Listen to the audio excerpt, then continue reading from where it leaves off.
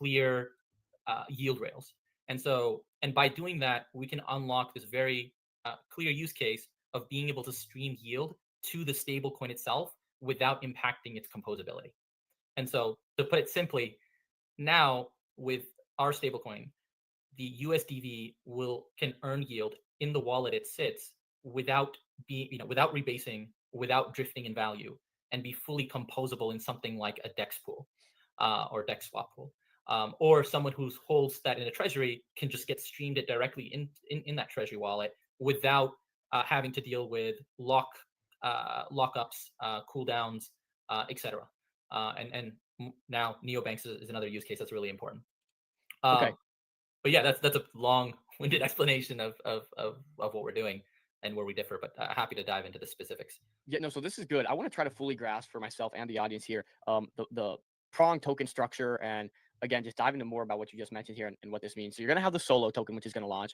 Where does that tie into USDV, SUSDV? Maybe if I had to make a mental map here of what the difference is, could you give us a simple breakdown of what USDV is, what SUSDV is, and what Solo is? Yeah, let's start with the stablecoin USDV. Okay. That's the stablecoin. It stays at $1, is composable, and can be used anywhere where a dollar sits. SUSDV is the staked version of that. This is permissionless yield that anyone can access. So the masses who just want a saving instrument can come in, stake their USDV to get staked SUSDV, and they earn a yield based on the basis trade.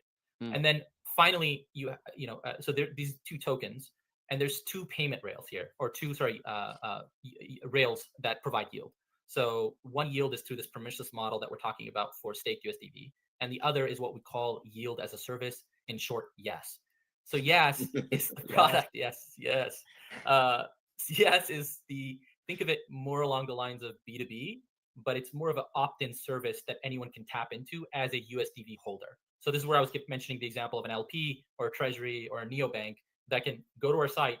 It'll populate, hey, you're in this treasury, you have this USDV sitting here, opt into the YAS service, and with one click, now you're being streamed the yield that is generated from the basis trade directly to the wallet that has the USDV sitting there, without impacting any, the composability. And more importantly, it's touchless, so you don't actually have to integrate or work within a program or anything, or work through a program. So there's also way less contract risk in that sense, right? It's just completely touchless and seamless. So that's sort of the breakdown between USDV, SUSDV, and then the way we can stream yield, which is permissionless and what we're calling permissioned or opt-in. In terms of Solo, that's governance tokens became a meme, but that is the token that's being that we're describing as the ownership coin, right? That is using MetaDAO's governance framework. And so Solo here is what is aligned with the business itself. If the business is successful, if it's making money, right, we're obligated to put back all of the revenue into the treasury, right? The MetaDAO treasury DAO that's associated with Solomon. So to put it in Solo, simple terms, the stable coin, the USDV, and then obviously you can stake it for SUSDV, is the product. Solo is the company. Exactly. Okay, perfect. And so with that governance token, let's explain that mechanism here. For those that aren't aware, with MetaDAO, all your revenues flow directly into a treasury, which are then voted on for how those are distributed and used, correct? Correct. Yep. It's the same as every other protocol that's launched with MetaDAO.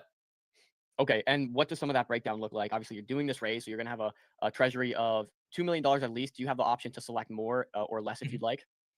Yeah. So do you mean what we plan on doing with the money, or do you mean okay?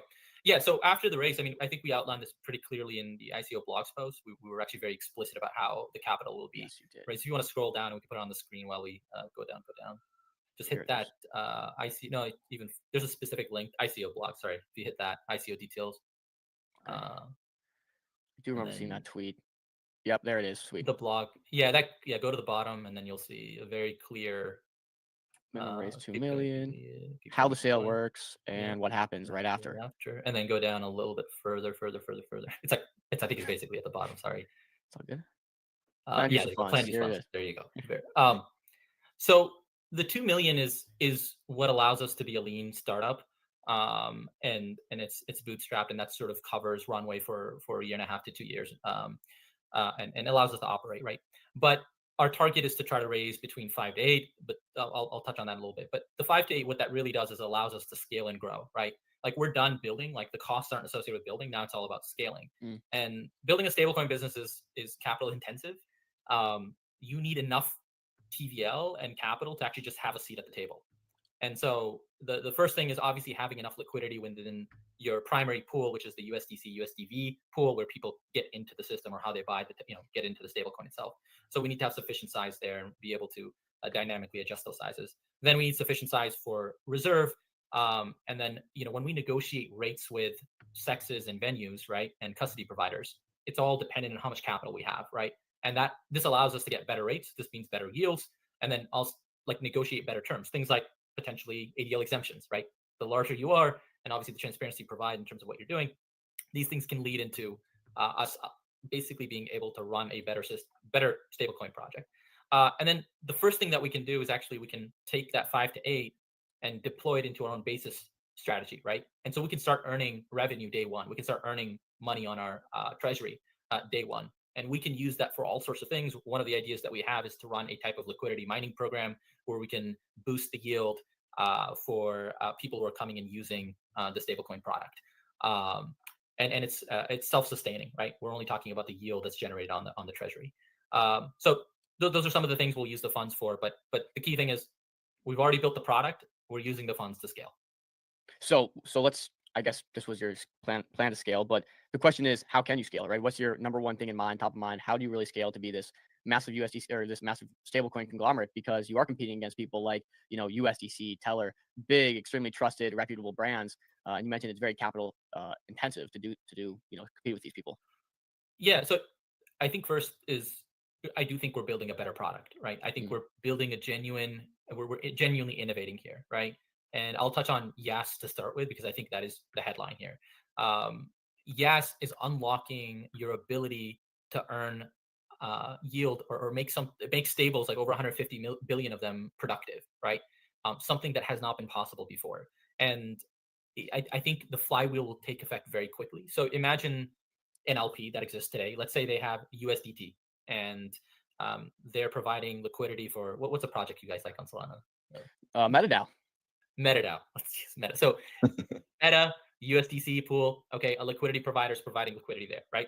Let's say they have $1 million worth of stables in USDC and they go and buy an equal amount of Meta and they've established this position in Meteora pool. Right now, they're just earning on the base swap fees, right? Now, what would happen if they wanted to use Yas or they use Yas? They would switch that stable leg into USDV, pair USDV with Meta. They would come to our site, opt into Yas without doing anything else. Now they're being streamed 15 to 16% yield on the stable leg. So that $1 million is now earning 15 to 16 per year. And it's strictly better, right? Because you're earning the base fees plus the yield. And think about what happens, right? As soon as this domino falls, right? You can now adjust your base fees slightly lower because you're making all this money. And you can now route most traffic or most swaps through your LP position, right? And so you become a more efficient and dominant player as a dominant LP position, right? And so then it's just the domino effect. It forces the competition is going to force everyone else to seek this and to be able to compete. And that's really what we're unlocking here with Yas. So I think the growth is going to come truly from an actual innovation that we've created through the rails that we've built. And then secondly, I think like the way we're structuring this, especially in the growth phase, I think the incentive structure of having yield being boosted by our treasury, and there's a potential chance we could end up doing a points program, but it makes us the most attractive place to park your stables. And once you start to accumulate enough yield, you build trust and you get more distribution, and then you dominate. I mean, that's the playbook. So I think that's the key, right, Ranga? It's trust, because you come here, Yeah. if you go to majority of these projects and say, hey, you can do exactly what you're doing now, except take home more of your base trading fees and also get a 15% APY on top of that if you implement our system. Their eyes are going to light up as soon as they hear about that. The question is, you have to get them to trust you, right? That you're going to be able to come through with this, that the USDV token is not going to depeg or rug or whatever it might be. How do you do that trust part? Yeah, so that's where I was talking about time in the market plus TVL. So we've spent time in the market where we've proven that we can survive market shocks. And the TVL here's part of the reason where, I think people start to trust things once the 5 to 10 million TVL kind of is like the baseline. And then, you grow from there. You do need that initial lock-in of TVL. So we do need to incentivize that initial TVL growth. But most of that trust is established through TVL and time in the market. And then I think the other important factor is being very good about transparency around proof of reserves, right? Like you've seen something like Stream, which blew up, right? Where if you go to their proof of reserves page, it was like coming soon. How are people putting in hundreds of millions of dollars in TVL into these protocols where you have absolutely no transparency? People are just chasing yield, right? And I think with us, like this is why we spend a lot of time with our dashboards. We have the API exposure to Binance, for example, to monitor live our positions, right? We have Cefu, who's providing attestations showing that, hey, they actually have the funds that are backing USDB. And then we're going to continue to expand on that element of trust and auditability. So those are sort of the three key areas that we need to focus on in order to establish trust and grow. No, that makes sense. I think you touched on something really important here. You said like that starting TVL is the most important part. How would you say when it comes to a difficulty perspective, how difficult is it to go from 0 to 1 rather than 1 to 100? The 0 to 1 is very hard. It's much harder than the 1 to 100. I feel like we're at the 0 to 1 in the sense that we're, with the amount of one of the beauties of an ICO is distribution, right? You're not going to get distribution like this through a VC raise or a traditional raise. And so now you have people who, owners that actually want to use your project and vice versa, users who are owners. And so there's incentive alignment. And so there's also, thousands of people that are going to go and market your product because they're holders, right? So that was I think that's a big part of the 0 to 1, where just getting your name and a level of trust where people are willing to at least use the product is a big one. And I think the 1 to 100 becomes a little bit easier. It's because then it's just about having a better product and offering something that others are not, where we have a real edge. You mentioned time in the market being so important, and I think a lot of this ties into that time in the market. What have you guys been doing for the last 1 year? Obviously, you've built out this entire infrastructure. Can you tell us about what that's looked like? Fill us in on the gap, the last entire year leading up to this moment. What's that looked like? Not sleeping well. No. Foolish. So it takes a lot to set up the infrastructure that we've done. That actually is a big part of it. Getting on boarded with Cefu, there's a bottleneck there. That's why not everyone can do it. People can come and do these basis trade based stables and sort of where it's just a dude taking your money and just putting it into an account and running these strategies, right? But to do it right, where you have a custody provider in the middle that is providing insurance, and then getting on board with Binance as a business entity, et cetera. Right? All this infrastructure takes quite a bit, and then having sort of a policy-driven framework, with proper risks and safeguards in place, is another element of it. So that took time. That took serious time, right? I started building this, probably a year and a half ago, I would say. The first few months were just ideation and thinking about what we need to do, et cetera. Got it. Yeah, that was a core chunk of it. That's what we've been up to. But the last month or so, month and a half, where we were really trying to figure out, like, how do we actually how do we launch in the most effective way where we can have the maximum distribution. And that's where, again, MetaDAO has been the difference. Nice. And we have Joshua back, and we'll test his audio and get him on board here in a moment. I guess just one more question I had. I know usually with projects that stablecoin projects such as yourself, the thing that you want is integration into DeFi. Yeah. Have you opened any of those conversations with someone like a Meteora or any players really? So that way you can actually get kind of broad-based usage of your stablecoin. Yeah, I'll let Joshua talk. I've been talking my head off. It's like, Joshua, you're not allowed to talk. That was part of what we've been doing for the past 8 months, right? Nice. We've gone across the Solana ecosystem, DeFi, across the DeFi verticals, like all the major apps where we're ready to, like, they're going to be launch partners day one. This is, if you go kind of poke around, you'll be able to see that we already have Pyth feeds, Oracle feeds live for USDB, SUSDB. That's a bottleneck towards getting integrated in, interest rate swap, credit swap apps, lending. I don't want to give away, I don't want to. Yeah, well, maybe they're coming on the it's show next week, so maybe we'll pry it out of them for this week, later this week. So we're well, we're going to be integrated. We're going to do more than just integrations. There's some community building there that happens when and tying it into our launch as well. So we have some cool ideas around that as well. That's awesome. Well, let's get Joshua here. Joshua, quick sound check. Quick mic check. So I think here's what the plan's looking like, Ranga. It's looking like He- Joshua's got some stuff to show. Yeah. So maybe he's gonna pull it up and you'll narrate through Yeah, what let's we're do looking that. at, demos. I'm not sure if he's good to go right now. Maybe when he's Okay. getting that ready, we'll talk about something you mentioned earlier when you were talking about that 1 year what you guys have been working on for the last year and a half, actually, is what you said. Yep. It's important for people to realize it's not Ranga, it's not Joshua on the back end pushing the buttons to make these trades. You said you had a custody provider, plus there's infrastructure in place to take care of this. Can you explain that a little bit more and why it's important for that to be in place? And it kind of setting you apart from other people just, doing these funding rate arbitrage plays or other things like that. Yeah, so we built a ground up backend engine that actually runs this based on the policies that we've set, right? And what you're seeing is a sort of a sneak peek at the backend in terms of how these positions are managed. And you kind of get to see a live view of how these positions, when capital comes into the system, there's some sanity checks that happen, and then these positions are opened opened up, and positions are TWAP'd in, and there's not just sort of one lump sum order or someone just manually clicking, okay, I'm going to go in and out. I don't know what's going on there, but it's kind of hard to track. But anyway, so you're seeing a backend where what we call smart orders, and you're seeing a live view of, again, I think Joshua is now executing or opening up a trade here, and this is sort of the he's doing it manually at this point to show you how things are managed here. But there's also where we're actively monitoring the positions, and you can see right here, for example, we have our main position in BTC at the moment, right? And so the important thing to note here is this backend is agnostic to the venues that we're integrated with, right? So right now we're integrated with our Cefu custody provider and Binance, but from here we scale and we start working with Fireblocks, Bybit, etc. Any exchange, any venue, we can seamlessly integrate that into this engine.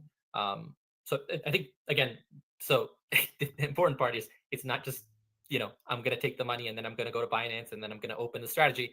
This is a full infrastructure that we've built out from ground up to actually do this right.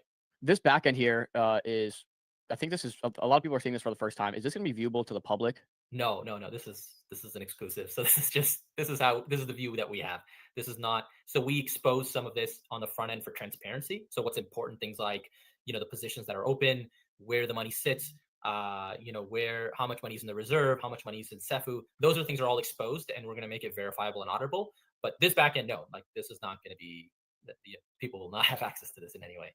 So what you're saying is viewers of MCG are getting this as inside out. Maybe this isn't the smartest thing I'm just joking. No, but no, this is just a terminal that our admins, Joshua, for example, can use to manage the system on the back end.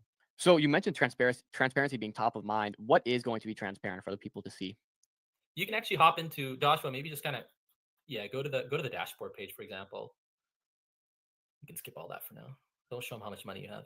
I can remove this. I'll remove him for a second here. Yeah, we'll get you set up. No, I'm joking. No, you can pop. So this is an example of. Nice. So this is just your first few iterations of our dashboard. It's going to get even more.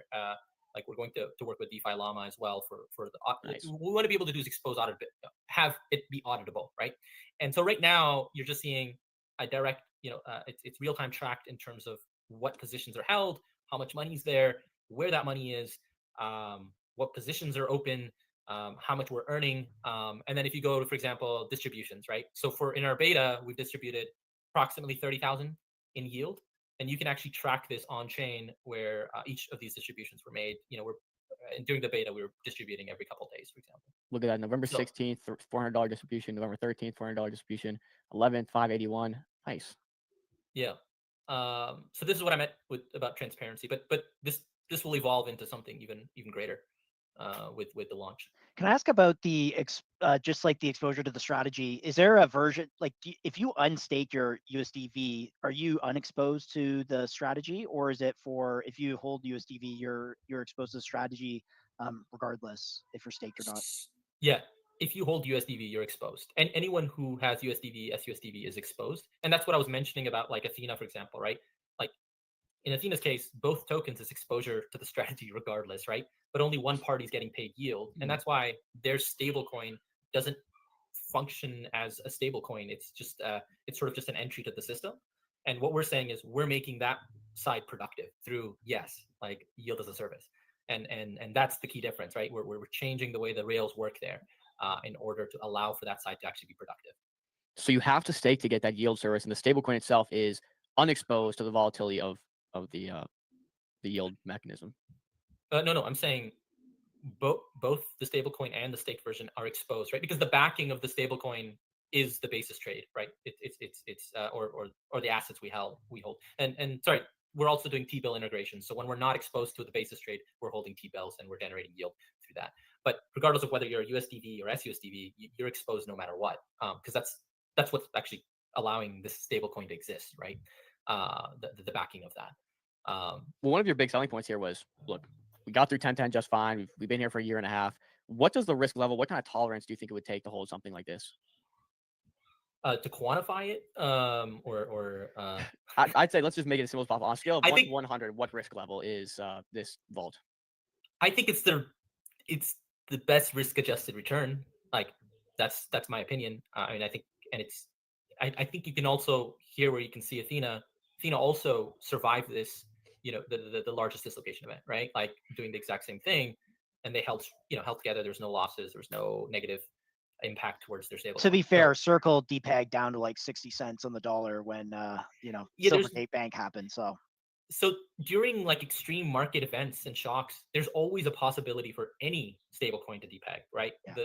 The idea is like, is it actually fully backed and redeemable at a certain place or certain, and how long does it take? So like you can always have temporary dislocations. I think like that's just a market reality, and it can happen to even something like USDC and even USDT on chain. If there's a significant enough event, you can get a short-term depeg, right?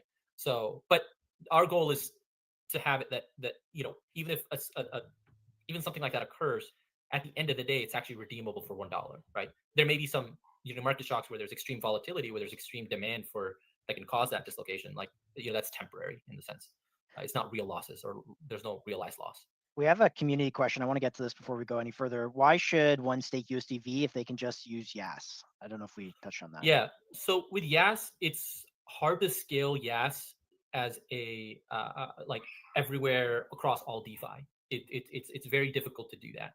And what we're saying is that in terms of use case, right, the vast majority, like people who just want a saving instrument, they don't really care about, like, they're okay with having a token that drifts in value in terms of like, they don't care about the composability of it. They're just caring about it as an saving instrument. You're putting money into the saving account. Where Yas is important is where the composability is important, right? For like an LP position. And so that's why we're catering it towards users who actually need the composability. And it allows our system, because Yas is an opt-in system, it allows us to scale from a technical standpoint. Sweet. Importantly, for the Solo token, which has an ongoing raise now, how are you guys making money off of all this? Obviously, your users get to stake and they can earn yield, and then some can sign up for the Yas program and generate yield from that. How are you guys at a protocol level generating revenue? Yeah, so that's pretty straightforward. There's two ways we earn revenue. One is a small cut that we take for executing the strategy, right? The yield that we're distributing. And then the other is same thing for Yas, but Yas can also serve as an additional revenue stream as a B2B service. So where neobanks, for example, want exposure or want Yas access, we can additionally take on service fees to give them that access, like a subscription fee, for example. And then there's like specific ways we can cater Yas in order to address their needs. And so that's another revenue stream. So those are, broadly speaking, those are the two ways we can generate revenue. Have you guys had any conversations with neobanks? I know there's one particular neobank right now on MetaDAO that's got a lot of buzz. I can't comment. No comment. No, I love it. I love it. Josh, Jill, anything? If there were to be, well, I guess you can decide on whether to answer this question or not. If there were to be, integrations into, something like a neobank or other protocols that could that are suitable for, or that would stablecoin integration would be good for, what would that look like in your opinion? Yeah, so neobanks are a really important use case. So if you think about neobanks right now, right? Let's say I won't name one specific one, but you go and deposit, like the general flow is like, hey, I can deposit any crypto in my neobank, and then I can use, a credit card, a debit card associated with that, they issue a debit card, credit card that I can use for spending. And so what they need to do, neobanks, what they do is, okay, they hold your crypto assets, let's say something like BTC or whatever, right? And when you spend money, first they look at if you have any stablecoin holdings, and if you don't have any stablecoin holdings, then they like go down to the next crypto asset, and then they have like an RFQ where they're going to get some sort of quote of like how much can they sell that asset for, and where's the best rate, etc. And then they sell it for stables, and there's a settlement that occurs like every 12 hours or every 24 hours, right? So what we're saying here is that with us, they a user in a neobank, if they support USDV, a person can now hold stables in their neobank. And it gives access, and through Yas, we can start streaming this yield to their neobank, right? And so their balance just rises, right? The amount that they have continues to rise. And from a neobank's perspective, they don't need to worry about, like, let's say if they had a staked version of another stable coin where it's earning yield, and like that's the comparison I'm making. With the staked version, they can't unlock, because there's cooldown period, 7-day cooldown, so you can't do that because you need to settle. They would then have to sell that staked version in some illiquid DEX pool, get insane slippage, and defeats the purpose of holding that as a saving instrument in your neobank, and it just doesn't work. So with USDV, now you can earn real yield on your stables in a very seamless and easy way by integrating with us, and higher yield too. And you can use your neobank, credit card or debit card, and this is a huge, again, unlock for neobanks to give their users an option for this. And you already have one interested? Yeah. Yeah. So it's not just neobanks. All of our launch, if you think about the launch partners, right? So we're doing integrations, but along the way, like all those conversations open doors, right? And so while we're doing integrations, we're saying, hey, by the way, what are you doing with the stables in your treasury? Most projects on chain deploy their treasury stables to do a DEX swap for their token, right? Like to support liquidity on DEXs, right? So hey, what are you doing with the stable leg of your DEX position, LP position, right? So because a lot of the LP positions are actually owned by the company themselves, right? Or the projects themselves are supporting liquidity, right? And so those become very easy conversations for us to have and to move them forward in terms of Yas integration. What do those conversations look like? Obviously, we kind of touched on this earlier with your whole BD side. You need to get people understanding the value of this offering here. What does the BD currently look like for you guys in terms of finding these projects, finding these protocols, getting them on board? Yeah. So when we were in private beta, no one really, a lot of people didn't know us. We were just establishing these relationships. The BD was just through working through integrations and seeing where that leads. I do want to mention our third team member. His name's Steven. He was former Venmo, PayPal. He led PYUSD at PayPal. He's the head of growth of BD. Wow. And so he's been phenomenal in establishing these relationships, integrations. And those conversations are just like, hey, we have a product that's better than anything you're using right now. Like it can serve your needs, and let's talk. And that's how the conversations evolve. How did you guys end up landing him? Like, what was the connection there? Yeah, it's interesting. I just sat down with I don't think you know him. He goes by WAQ, WAQ. He's a big Rocket Pool guy. He's like one of the biggest, I think the most amount of governance tokens for Rocket Pool are delegated to. Locally I ran into this guy that was wearing a Rocket Pool shirt. And I came up to him and I'm like, hey, do you like, as a cool project, like cool shirt, but like, do you know the shirt? Like, I thought it was just, the guy wearing a shirt. It's like, do you know the project? He's like, yeah, I'm actually like, I have the highest delegated voting power at Rocket Pool. I was like, oh no, what? And he was like 10 minutes for me. And turns out Steven was a big part of the Rocket Pool community and was friends with WAQ. And I was building Solomon, and I said, hey, I really need like someone of that caliber to, on my team. And he introduced me to Steven. We talked and we said, okay, like we got to do this. And so it was sort of, it's like time in the market is, time in the network pays off. You never know where things are going to lead. Small world. That is awesome. Phenomenal story. Wear swag, because you never know what's going to happen. It's true. No, I 100% agree. We got to get Solomon's swag going. We do, man. We got to get Solomon's. Okay, well, we asked Prophet earlier, are you guys going to be in Abu Dhabi for Finance Week and Metabi and Breakpoint? Yeah, I think Steven will be there. I will try to be there. It's going to be because we're going to be prepping for launch. Like we're going to try to launch right after the raise. I'll try to be there. But Steven will definitely be there. Okay, well, I hope you have some Solomon shirts while you're there. Yeah, maybe we do an in-person with Steven and Matt Dobby. There's a question in the chat here. When will the yield earned via USDV be open to the public at token launch or later? DeFi with so it is. So you can. I'm not sure what he means. I don't know if he's talking about Yas or just anyone can use the. So we have private beta. We're letting in users. We're still streaming in users as we get people interested. But public access will be shortly after the raise, and anyone can access the yield from USDV or SUSDV then. Okay, that was my next question actually. So you're in closed beta currently, but shortly after raise, you'll be going live with full access. Exactly. Okay, sweet. I mean, dude, that knocked out, I think, just about everything I had. Maybe give us future vision, roadmap, and like what you guys are most excited for here coming off this raise. Already been successful. You're targeting more like 5 to 8 mil, but plans, vision, Yeah. assuming you hit your goals. We've been around a while now. Been through a few cycles. I think I'm most excited about seeing sort of a resurgence in back to what crypto was about, like sort of the idealistic, maybe it was a bit naive back in 2017, but like things like the ICO phase, like like we're getting the next version, like the real version of ICOs now, right? Like the proper versions, and that's true kind of across the industry. I was talking about Daylight and like Zaiwa, right? Like real world assets. Finally, I'm just really excited about real businesses that are actually building now. Like we kind of had a bunch of real builders back then we had a lot of grifting, we had a lot of scams, we still had real builders in between, but a lot of people became jaded, and it was a tough time, I think. But I'm just really excited about where crypto's headed, and our journey in that is I really want Solomon to be a genuinely successful project, not just on chain but off chain as well. Like I have a lot of ideas around bringing on board businesses that exist off chain, on chain via the YAS strategy. So there's like 2 businesses that I'm talking to right now off chain that have revolving capital, like of about 10 to 20 million, right? And they're not earning anything on that.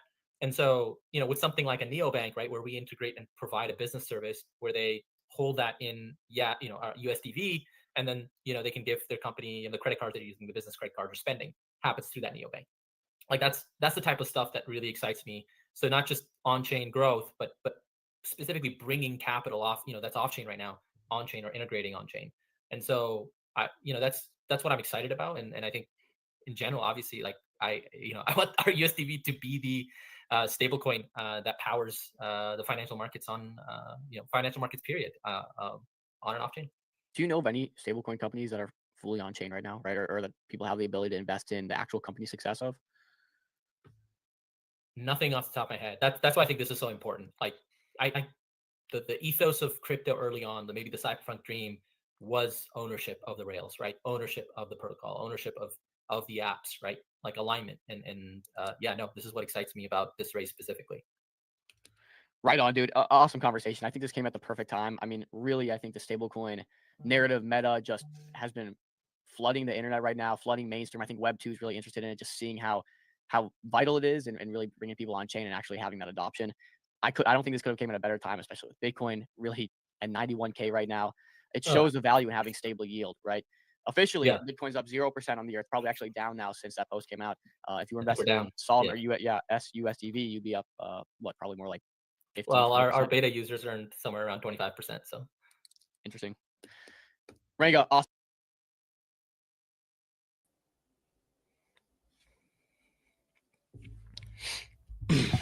GM. How we doing, boys? That was a little excerpt from our Solomon Labs conversation we had yesterday, which was a banger.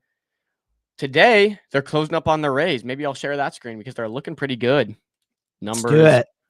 As always. Can I get a bit of a mic check? Can you hear me okay? Because I'm trying out the new microphone, so. Oh, you did? Were you using this earlier today in our other conversation? Yeah. Dude, you sounded so much better. I could tell. Let's go. Your mic sounds good. Let's do it. I'm fired up because, the production, we can actually afford things now around here, so. Slowly but surely, man, we're getting there. So, let me refresh this screen, actually, because I bet it's more like 36 mil now. We are closing. We got an hour and 15 minutes. Look, 37, nearly 38 million committed. We have an hour 15 left on the raise. Really interesting. We know they're not going to take the full thing. So here's what's going to happen, guys. We've seen this before. Here's exactly what's going to happen with Solomon Labs, right? They're at 37 mil, called 38 mil, called 40 mil flat here with an hour left to go. What's going to happen now is everyone that's committed money is going to log on and see, okay, they said on Microcap Gem Show, they've said in the notes here at the bottom that they'll be taking roughly $5 to $8 million is the ideal target. This amount will only be taken if the sale is oversubscribed by orders of magnitude. We want real unmet demand after the raise. So here's what's going to happen, guys. You have currently, and I'll scroll up to it, you have currently, call it $40 million committed. as we round to the last hour, people are going to log on and see, hey, wait a minute, they're only accepting 5 to 8 million of that, meaning a small fraction of what I deposit is actually going to be accepted. And they're going to do the math depending on how much has been committed. And what's going to happen is we're going to start seeing this number drastically jump from 40 to 80 to 100 plus million likely in this last hour as people try to get their orders filled, because it is a whale game at this point. If you have the capital to get your full position filled, you're going to over invest in expectations to have your percentage be taken down. So that's what we're going to see. I'm pretty excited. We'll monitor this as we go into the day. Did you participate in this? I have some in, but so here's the question I'm playing with myself here. Oh, sheesh.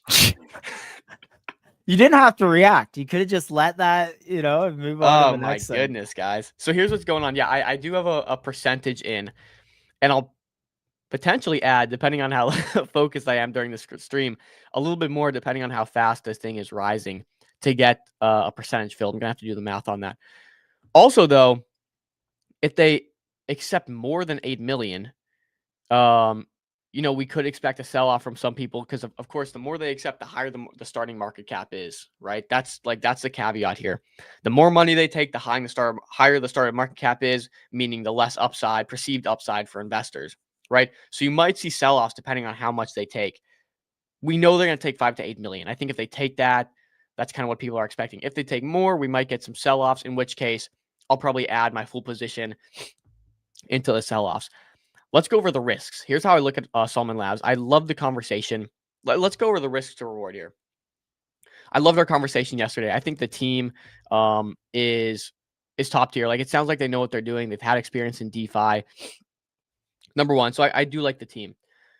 Number two, I think it's really important that we know, they've been operating for a year. The TVL hasn't been anything crazy, but they have that time in the market, which he mentioned a few times is important. So they have time in the market. They've been able to prove themselves through 1010, some liquidity events.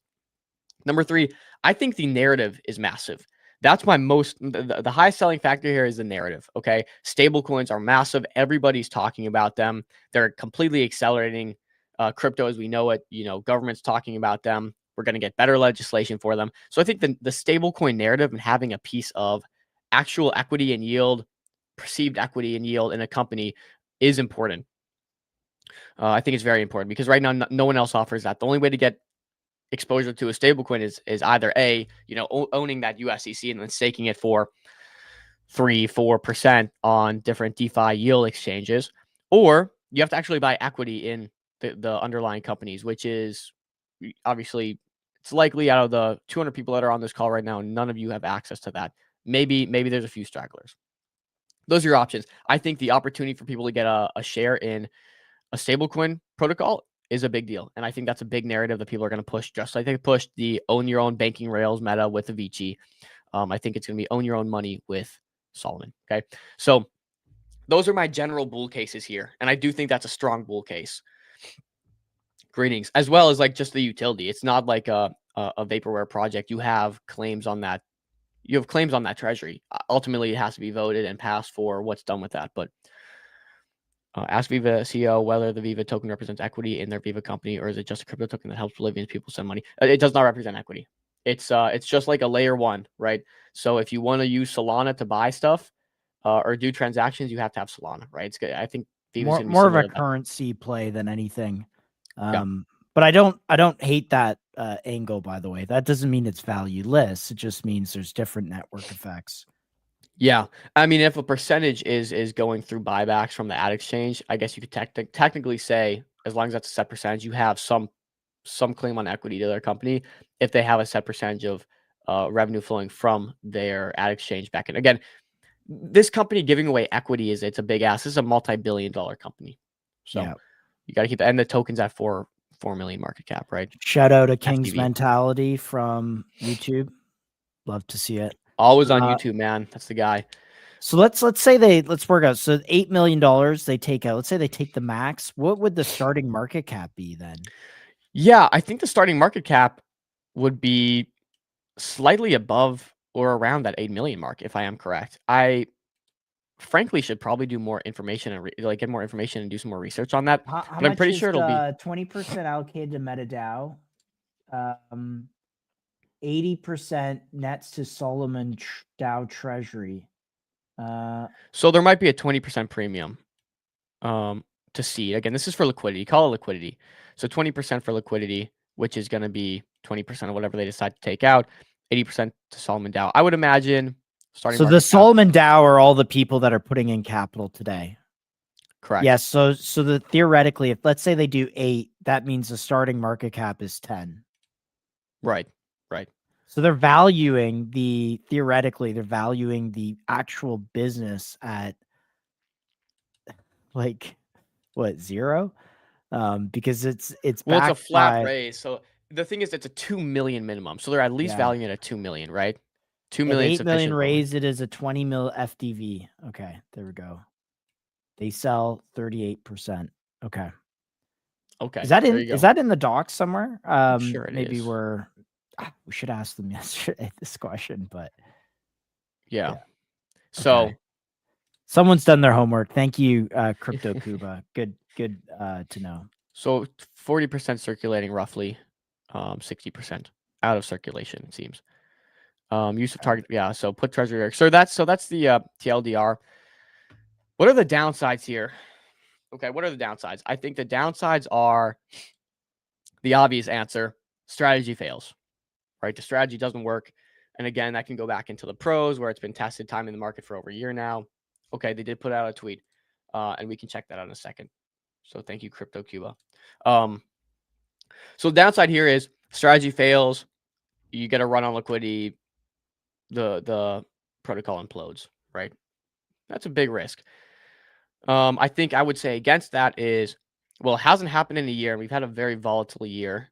So if it hasn't happened this year, it's been a good test of time.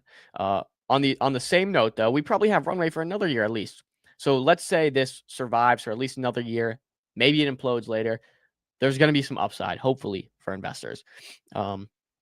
And of course, if they're successful about doing their business development, they can go and reach out to protocols, get people using them, actually using the protocol. That's where their fees come in, right? So that's also a big factor, right? We need to actually see people implementing and using the SUSDV. Okay. So the downside is this implodes. Outside of that, I don't know. They're going to have a fat treasury. So anytime that price, if ever, price gets below the treasury, that's probably a buying opportunity because you're going to literally have a value. And then, we've seen what happens in prior MetaDAO tokens. If they no longer want to continue with this, they vote to close it down and the treasury gets dispersed to the holders, right? So anytime it goes below treasury value, frankly, it's probably a pretty obvious buy. Now there is a burn rate, right? So you're going to have to understand if they're not making money, they're going to have to burn money for the first little bit here. So, but ultimately that's probably a safe play. If you want to get an entry anytime below treasury, you're like golden. Here's the structure, and again, 10 million tokens. So at an 8 million raise, that's about 80 cents per token at the ICO, which would put at a total supply of 25.8. 80 cents would put it, close to 20 million FDV. So that checks out, Crypto Cuba. Checks out. We appreciate that comment. There you go. I don't see them taking any less than the 8 million. One interesting thing is the 5 tranches unlock at 2, 4, 8, 16, and 32x. That's a cool mechanism because that directly is outcomes based. I think that's sort of a mechanism ZC uses.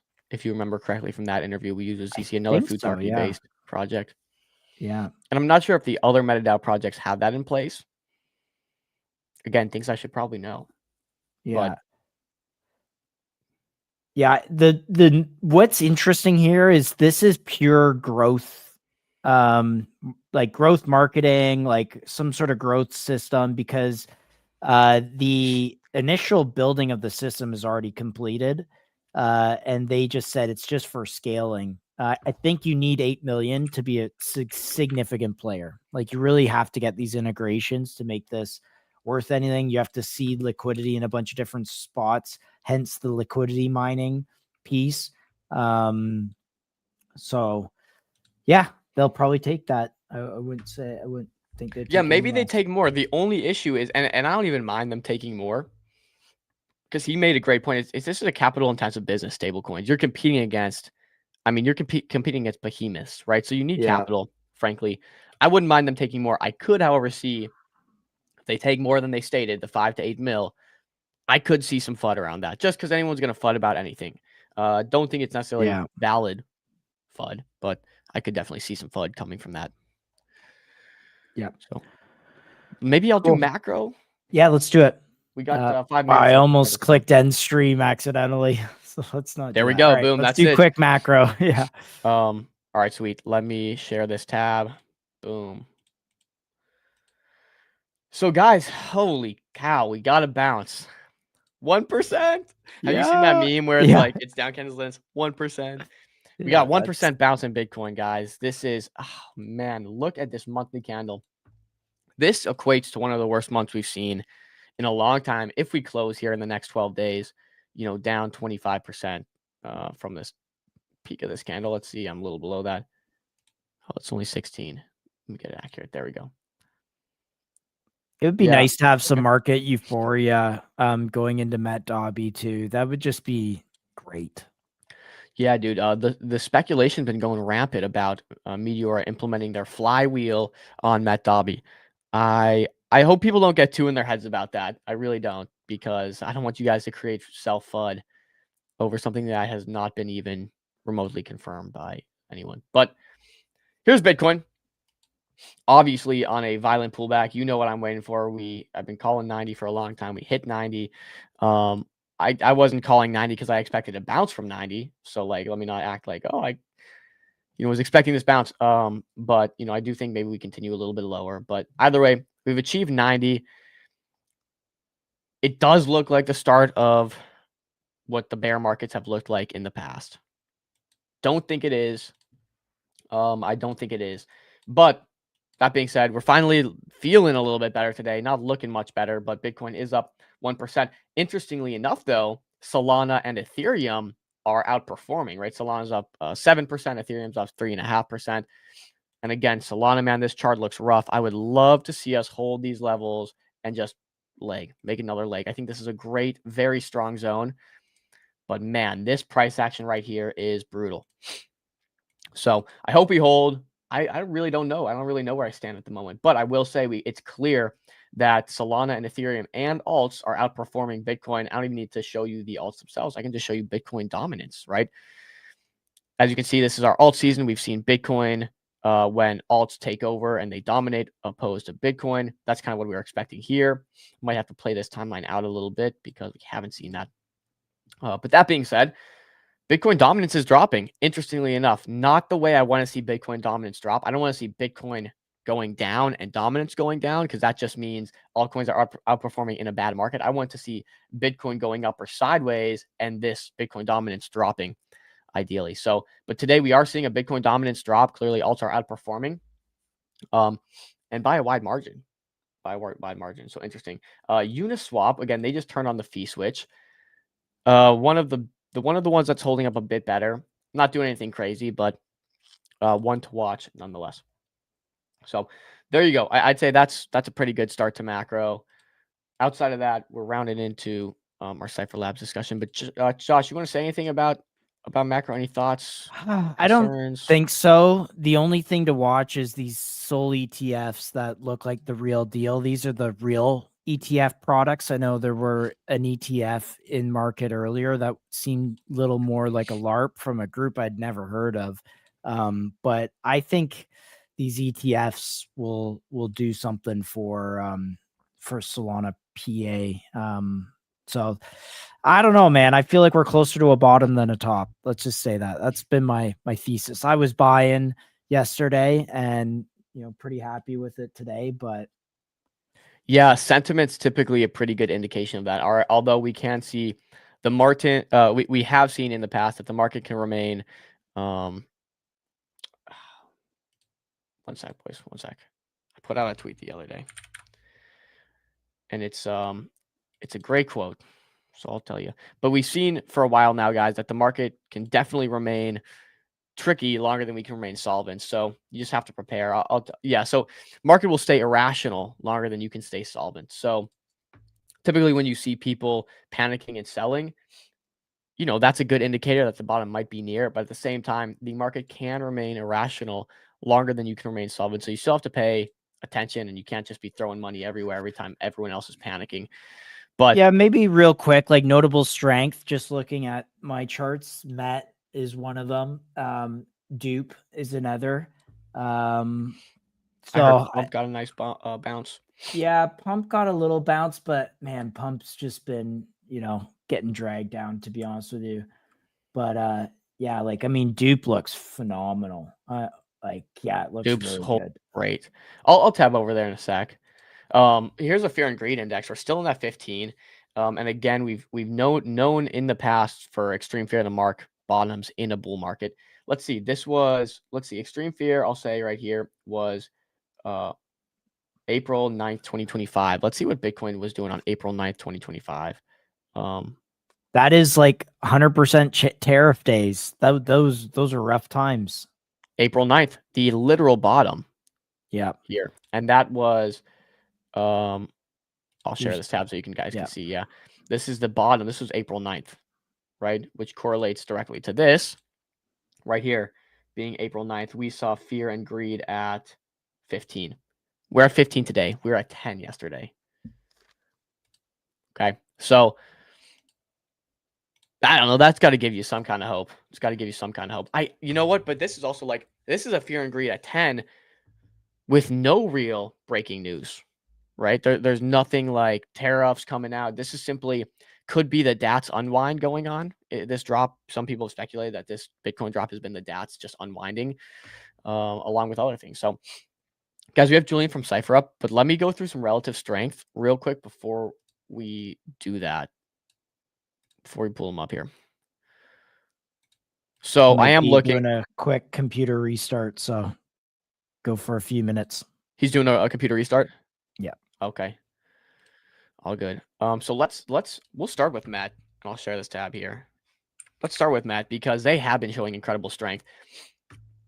Again, people are starting to realize, man, anytime MetaDAO makes money, Meteor makes money. Anytime Believe makes money, Meteor makes money. Anytime any of your favorite launch pads Believe makes ever money, makes money again. yeah, okay. So forget Believe, guys. But at least they have Soar. At least they have MetaDAO, and they have many more coming. This chart is horrendous. I'm not going to do that chart. Do we have a better Met chart for me? Nope, we don't. Okay, so here's what I'm going to do then. I'm going to have to shift over here. Yeah. To a better looking chart. But yeah, Meteora ultimately has been looking good. We got a nice pump. I think people are realizing that, again, sitting at 207 million FDV. What's Meta at? What is Meta at? Meta is at 132 million. Again, built on Meteor Tech, right?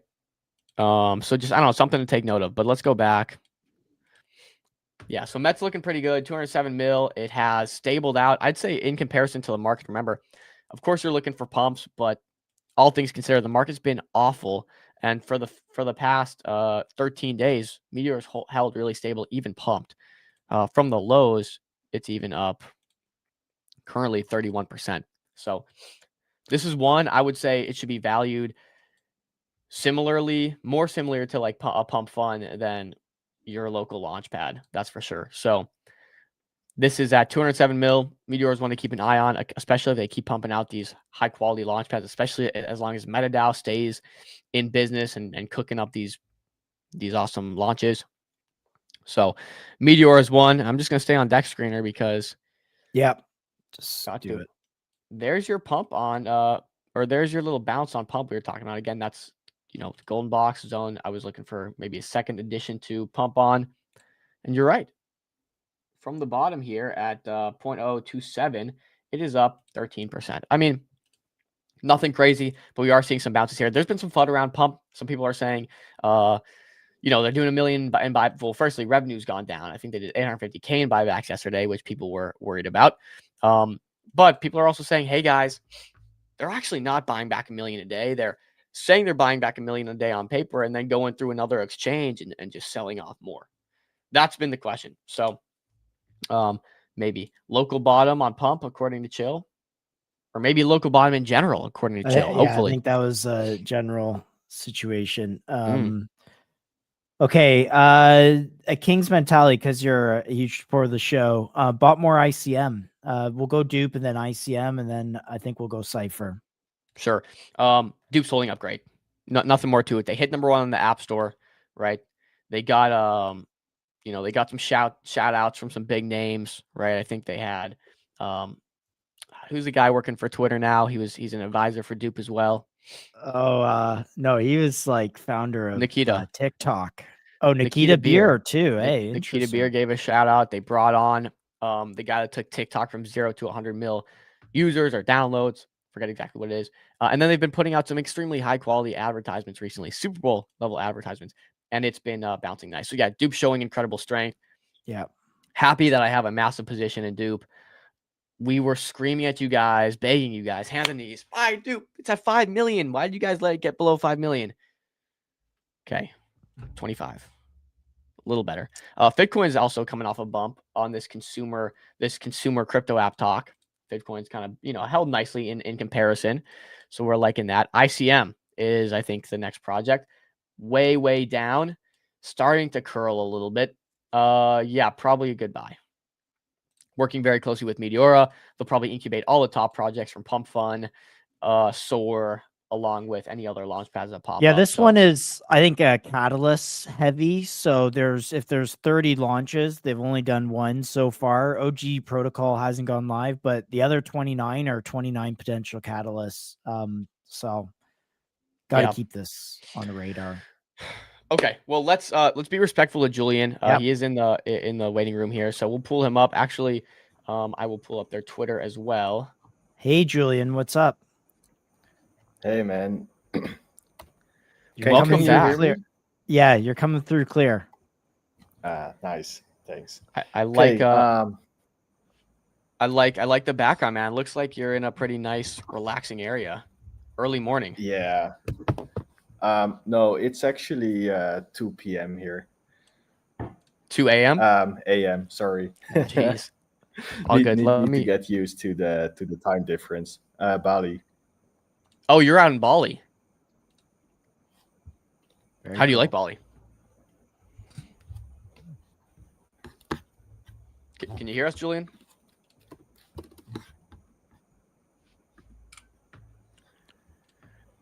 Julian, Not are sure. you? I'm not sure if Julian can hear us. Looks like lagging a I bit. think this website got an update. This thing looks good. Pretty sure it wasn't like this last time we talked. So yeah, I guess Julian's got some cool updates for us. We'll wait for him. I guess he can't hear us right now. Let's see. Just trying to work It was out in the back. working for a millisecond. I feel like it's his Yo. headphones. Yeah, Can you hear me? We can hear you. yeah. I'm wondering if it's a connection issue. I'm thinking in Bali. Oh, it has a delay. That could make things a little tricky, huh? All right, we're gonna try get into intro and talk about the business. Yeah, there is a small delay. That's okay. I'll just type it out and you just go. Yeah. So, guys, for the chat, we'll let Julian can just talk through us. I'm not sure when he can. Okay, start hearing so I think you can hear me. Actually, there's a small delay from your side to me. Yeah. So I think it's 4 weeks ago that I was on the show. We've been doing a lot in the meantime, especially about the DOMM and staking update, but also about Orbit Pay, the debit cards, the membership cards, and the business cards that we are about to release. So yeah, it's been a pretty busy time. We got a couple weeks left before Breakpoint, where we have some really nice announcements. Okay, wait. Let me quickly check if you can hear me. We can hear you. We can hear you.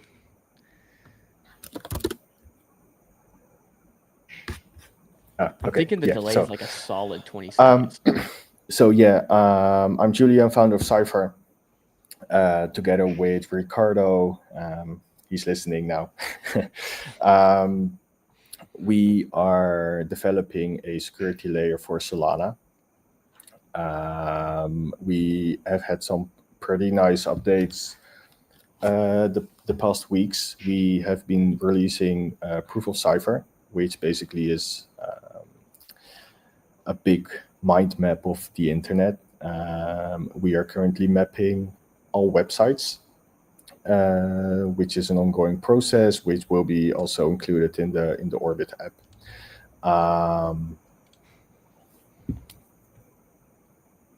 It's annoying that the screen. I think it's back again. Can you? Yeah, We yeah. can hear you. Any It's delay? live again. Nice. Oh, good. let's go. Yes. Thank Thank goodness. you. That was gonna the be delays go. Nice. that would have been a long. It's Yeah. Okay. Nonetheless, it's, dude, it's been, annoying talking to frozen screen. Yeah. Yeah, it's been a while since we've had you. Okay. I'm glad yeah. we got you. I'm excited for Breakpoint. That's gonna be awesome.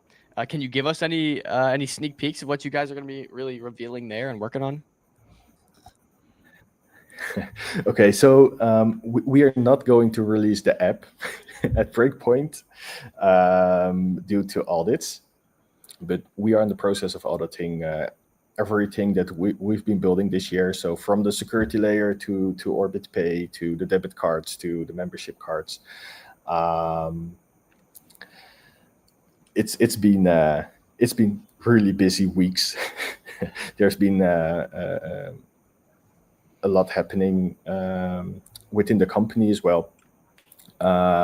We are going to announce new partnerships as well in the coming weeks before Breakpoint. And I'm really keen to announce that we are launching actually Proof of Cypher. So Proof of Cypher is the first part of the security layer, and you can actually explore the internet through Proof of Cypher. And basically what it does is we scan everything of a website. So every interaction that you can do on a website. So you click a button and it's going to be marked safe or malicious or blocked, or it's unsafe to click the button.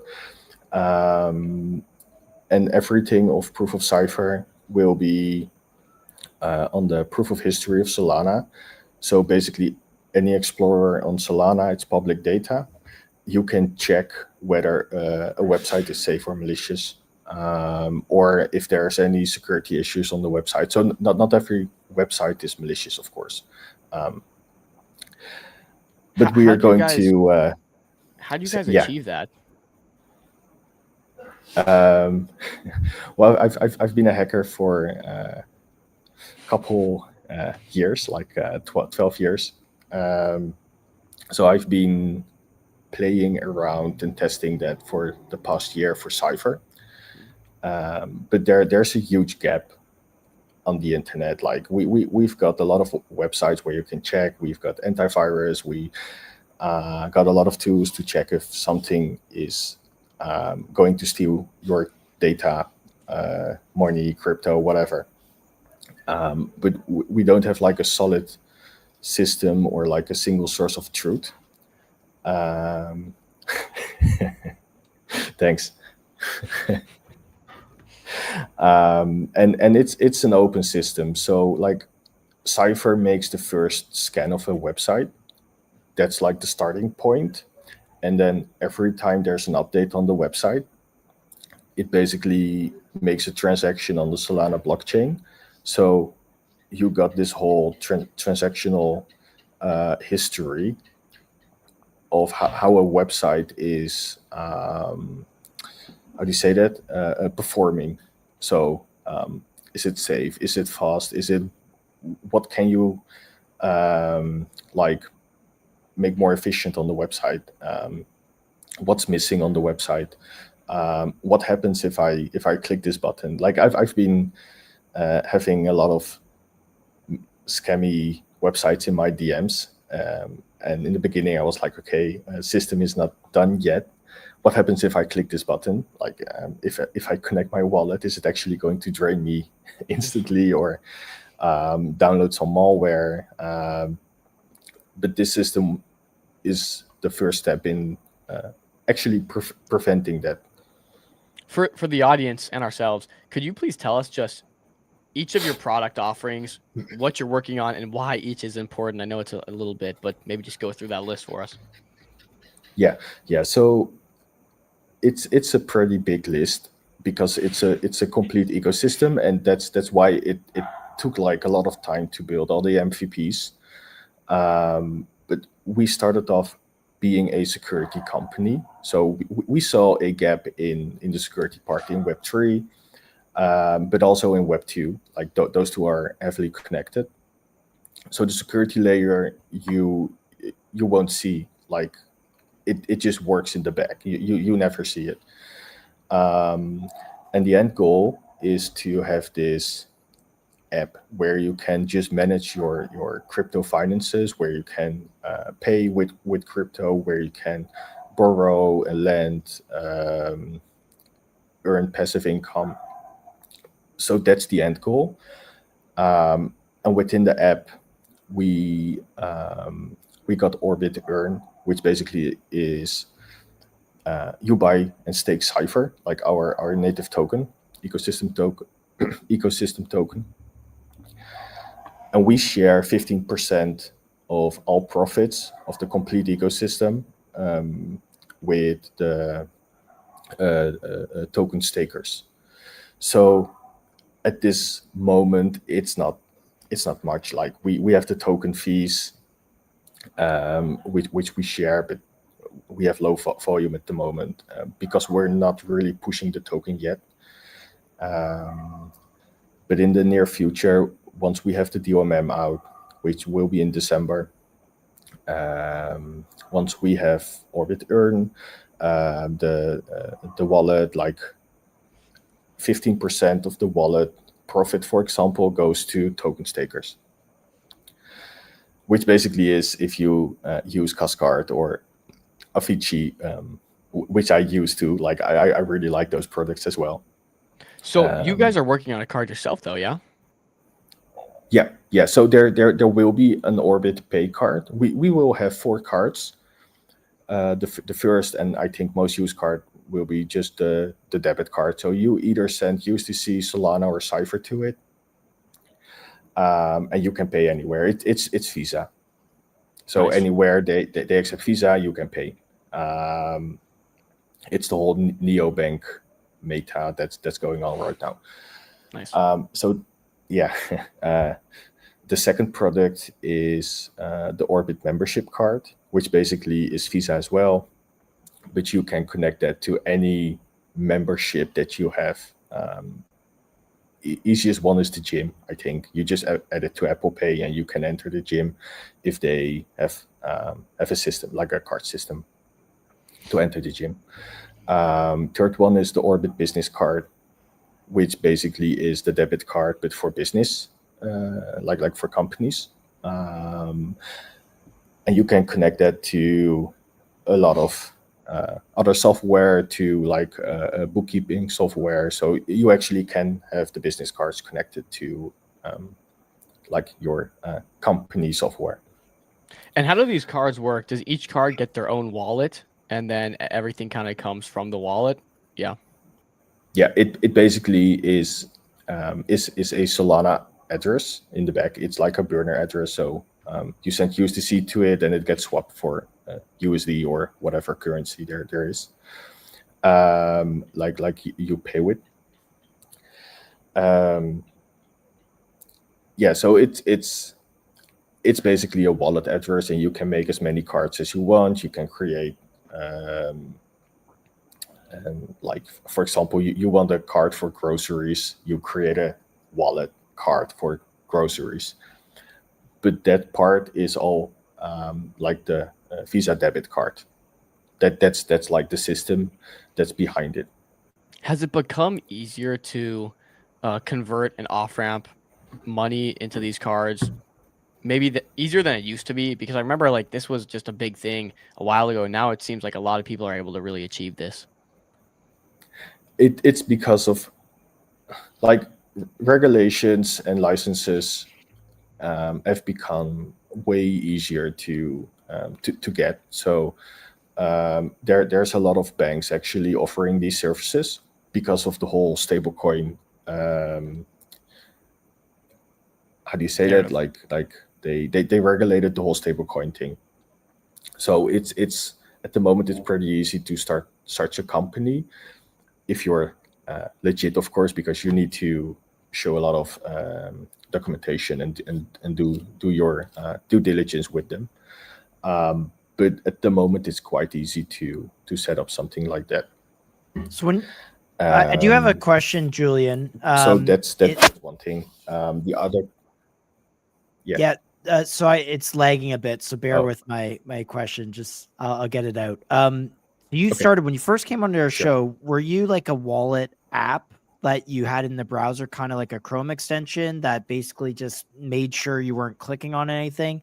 And then is this an extension of that product or follow-on features, or is this like kind of like a whole separate business that you're pursuing based on kind of like what, I don't want to say what the meta is, but like, start with security. I'm just trying to connect the two and like Yeah.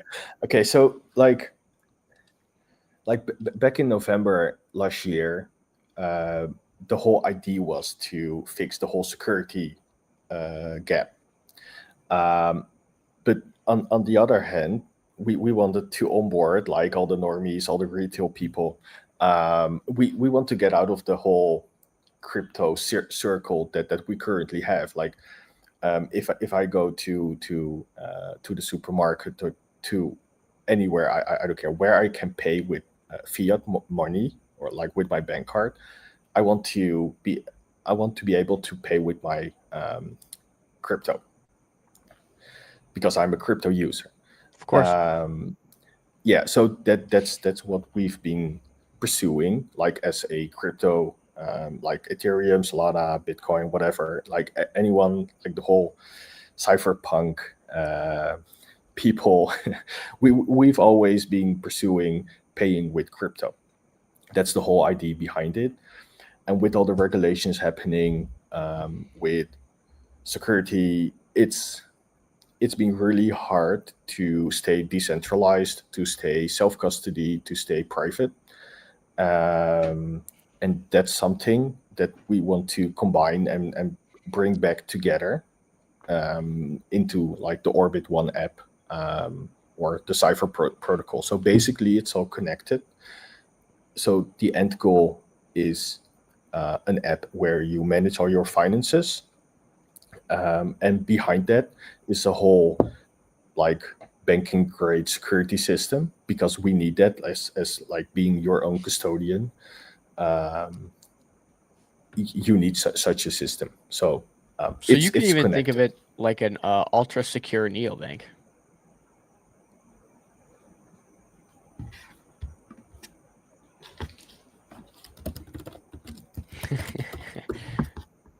Lagging again. Let's go. I'll just mention it again. Ultimately, this is like a ultra secure neobank is what you guys have created.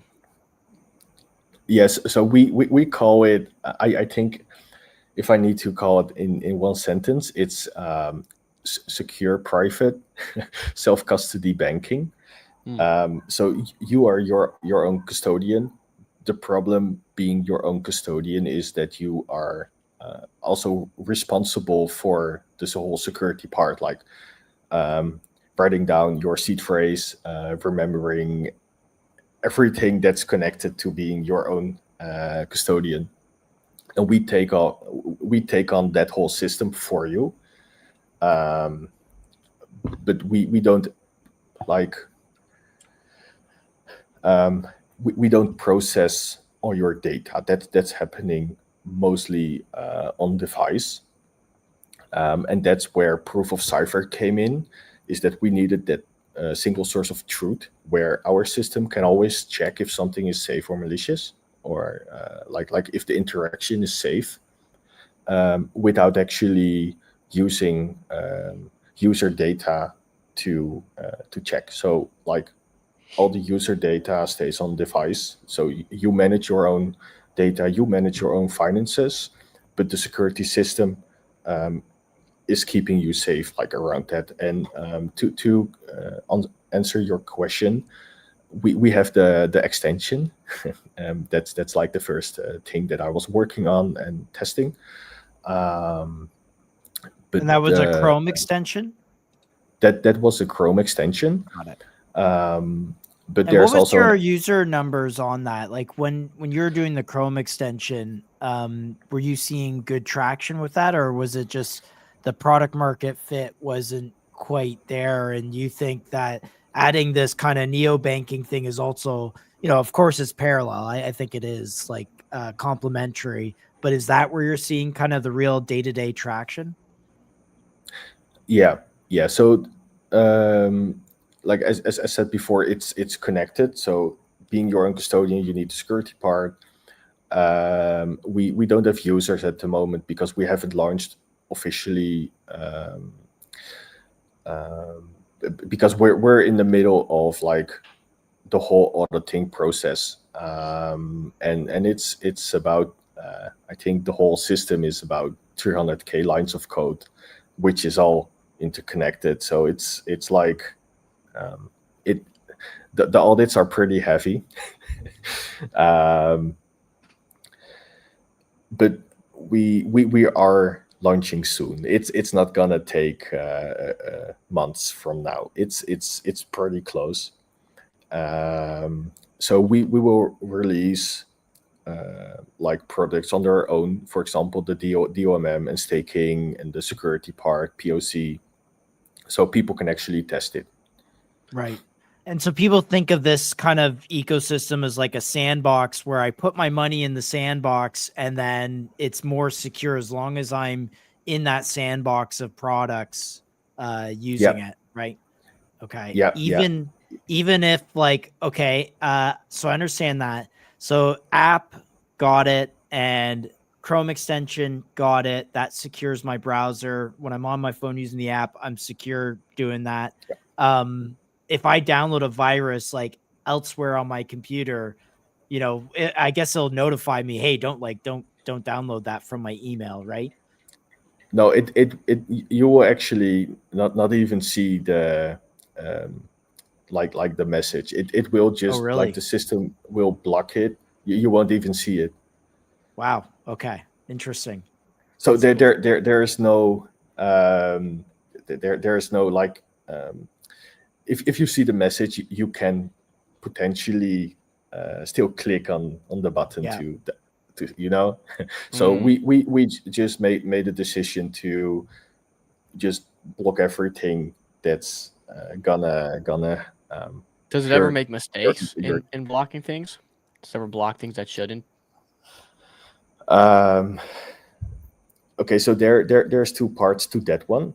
So the first one is it doesn't make mistakes at this moment, but the only annoying part is that there is 90% of the websites is collecting a lot of data, and our system actually like protects your money, but also your data.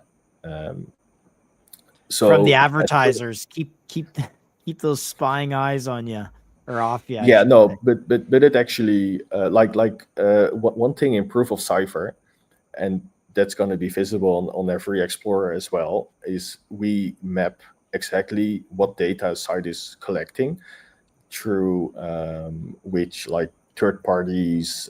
So you can actually see what data a website is collecting and why we block it. But of course, you need to use the internet. Like ads is just a part of the internet. So there's a toggle in the app and in the extension and in the dashboard that you can just like toggle that one off. But if you want to stay really private, you can turn that on. Good. What about messages like on Messenger and stuff, or other so for, let's say, Gmail, I have a Gmail, I have the plugin. When you say it won't Yeah. even show the message or the email, is it like reading the data packets or something? Like how does it mechanically not show an email off of Gmail servers? Okay, so it will show you the email. Okay. Like I'm not risking reading emails. One thing that we do, for example, with emails, and that's another toggle. So it's just a setting that you can turn on, is that it reads the email headers. So we can see where the email comes from, and we can compare that to trusted email senders, for example. If you get an email from Microsoft or Facebook or Instagram, Or Coinbase those, support. or Coinbase support, like those are known emails, we can whitelist those. Yeah. And even if an email is spoofed, we can track that back to its origin. I'm in contact with DNS providers to sometimes someone like a scammer is hiding behind the walls of who is how do you call that, where you host your websites, domain names, etc. And they won't give this data publicly, of course, because it's private personal user data. But with the whole proof of cipher thing, we can get access to that, and we can say whether this user is if he's a known scammer, we can block all his domains from a single domain, and only we can see that. Got it. So you can see your email, but once you click a link in that email, it won't open the link if it's a malicious link. Okay. What about this DLLM you guys have releasing in December? Can you touch on that a little bit more and how that works and the functions, features? It's comparable to Meteora, but it has a more SaaS-y looking front end, and it's not focused on all the crypto traders launching a lot of tokens. It's more focused on the Web2 companies that want to bring their company on chain, so they can tokenize their company, they can tokenize their products in permission pools, so they own the pool, and no one else can create pools to farm them. So that's the first system that goes actually live, and we will migrate the whole current Cypher pool to the whole Cypher DOMM. So it's basically a tool for Web2 companies that want to explore crypto to bring their companies on chain. And of course, we do have permissionless pools, so you can create tokens, you can launch a pool for your token on Solana. But the main focus part is those Web2 companies. And are you expecting them to come to you, or are you guys going to be doing any sort of business development in this area, reaching out to them? Oh, it's the second one. Like those companies don't come on their own. Well, how do you guys go about doing that? Really curious. So I've like my previous company was in manufacturing, so we were actually building AI systems to analyze data. I don't know if you know about Databricks, relation. Yeah.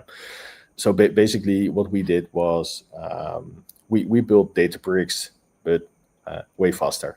It wrote all data of the company, and it created these models for the company. That's my first starting point, where I have the most context, and which is the most interesting as well, because those are pretty big companies, and those companies have the money to create these permission pools and actually like bring their whole company on chain. It's a whole improvement for them as well, because they work with Excel. They don't have like their own single source of truth of data. They have 8 versions, and like the oldest one of the company uses version 2 from 2010, and all the new people use like the 8th version. So those companies are basically the first starting point. And we got a couple of projects that are already in crypto that want to bring their customers and their services to our DOMM. So I'd love to know what those conversations actually look like on a deeper level. What are some, like, when you go and talk to these companies, what are they saying in terms of, hey, I don't like this, or hey, I really like this? I'm just really curious to see from another standpoint what these people are saying about crypto. Yeah, so blockchain.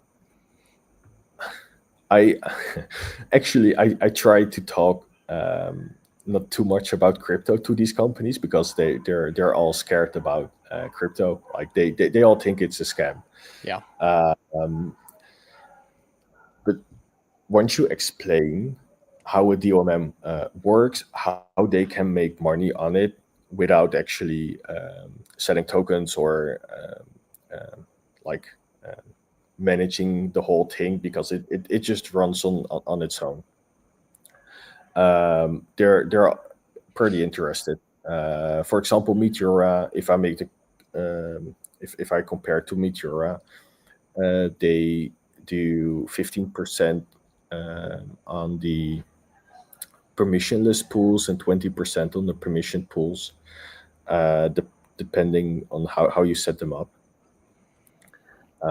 And we're going to start with 7.5%. So we're gonna make it 50% cheaper. So like you get a lot more fees for the company. 7.5% of fees generated is what you're saying. Yeah. Okay, got you. Hey Dom, Okay, so I these did conversations want are going to. well. Sorry. Josh, what's up? No, go Okay. finish your thought if you want.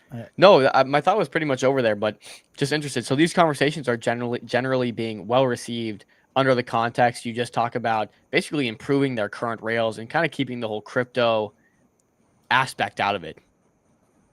Well, I try to sell the blockchain to them. I'm not trying to sell crypto to them. I'm just trying to sell the blockchain technology to them, because they don't have this single source of truth. Their whole data it's just one big mess, and we can use the blockchain for them to organize that. And it's a bit out of context of the whole neobank app, because that's our main focus. But our DOMM is like it has so many features for these companies, because the long-term goal of Cypher is optimizing everything. Actually, like we want to integrate blockchain into the Web2 companies, Web2 users, and we have built a set of tools for that, and we can use that for one app, which is our app, the security app, and the neobank banking app. That's our focus, but never say never in the future. Like those Web2 companies, it easily takes a year to get them onboarded. Like enterprise companies is a pain in the ass. So we just start now talking to them and just like gathering data as well on how they think about it. Yeah, enterprise sales, it's takes a long time. I wanted to ask here. There's a tweet from 1A Bach or whatever. It says, "Imagine being safe from getting your wallet drained simply by using another hot wallet on top of your current stack." Is this just? I'm trying to understand the mechanism. Like, I have a wallet on Cypher. Is there like a wallet in between that's kind of like double checking that transaction? Like, what it when he says is, what does he mean here? I think like I know ABOC really well. I actually know him in real life.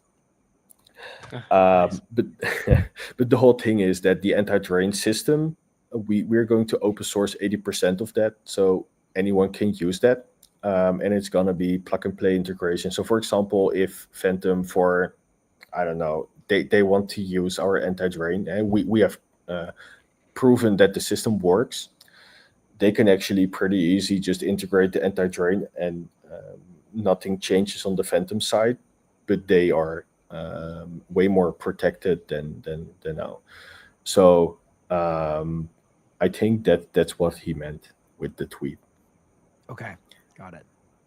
Thank you. I was just trying to clarify the mechanism. Go ahead, Yeah. Dom, if you have any.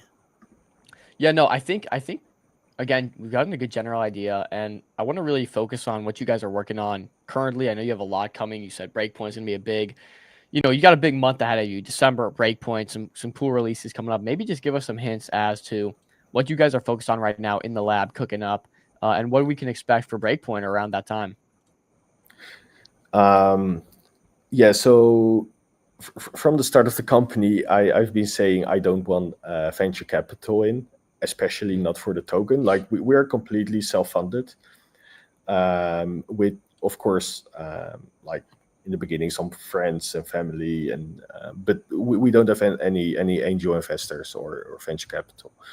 But looking a year ahead, and with the cost of audits and development, and like setting up this professional company, we've been exploring venture capital, and we are pretty far with some venture capital companies. So I can't say too much about that, but that's what we're working on. And we are going Maybe to you can show. help us Oh, sorry. understand. No, this is great. Maybe help us understand what that would do for you, right? Why is it important you have this bootstrap, this funding to accelerate? I want to be independent of. I want to be the owner of my company, and being an early stage founder with venture capital. You basically give away all your rights to decide where the company goes. But at this moment, it just speeds up the whole development part. So that's what I told them as well, when they asked me where are you going to spend the money, and I was just like, yeah, it's basically audits and development. It's like we don't have employees. We like we are with it's just me and Ricardo at the moment, and we got a lot of things outsourced, but it will speed things a lot. We have some community questions. When wallet dog from H? Oh yeah, soon. Soon. Soon. R here says the vault in the wallet most likely is what Abok talked about, since it will be insured by BitGo, something pretty unique. Oh, Yeah, that's something that I wanted to mention after this question. So we are official partners with a couple companies. I think the first two are known. So we are partners with Hacken, which is our auditor. We are partners with Recoverers. So if something gets drained for any reason, like there is a drain in our wallet, they're basically the on-chain FBI. Together with Hacken, they can get your funds back. But if there is a drain, we want to minimize the impact. So we partnered with BitGo at the start of this year, and BitGo is a custodian, so they hold your keys, but there's like thresholds to it. So we have the Orbit vault as well, and you can, for example, say I have 100K in the vault, 20K I own myself, 80K I hold 2 keys, and BitGo holds 1 key.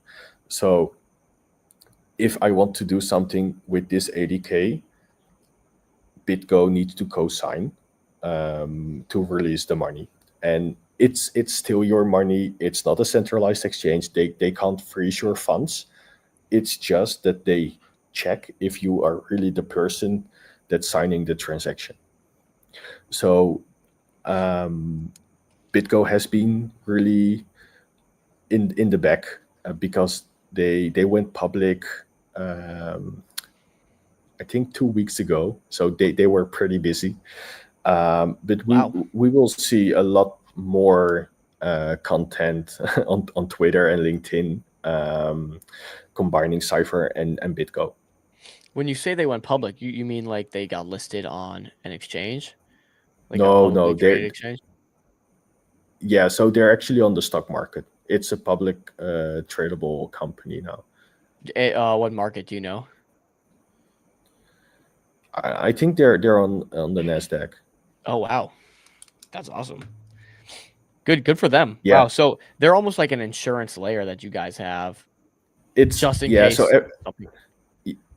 everything in Cypher is insured up to 250 million, which is the insurance from BitGo. Wow, that's awesome.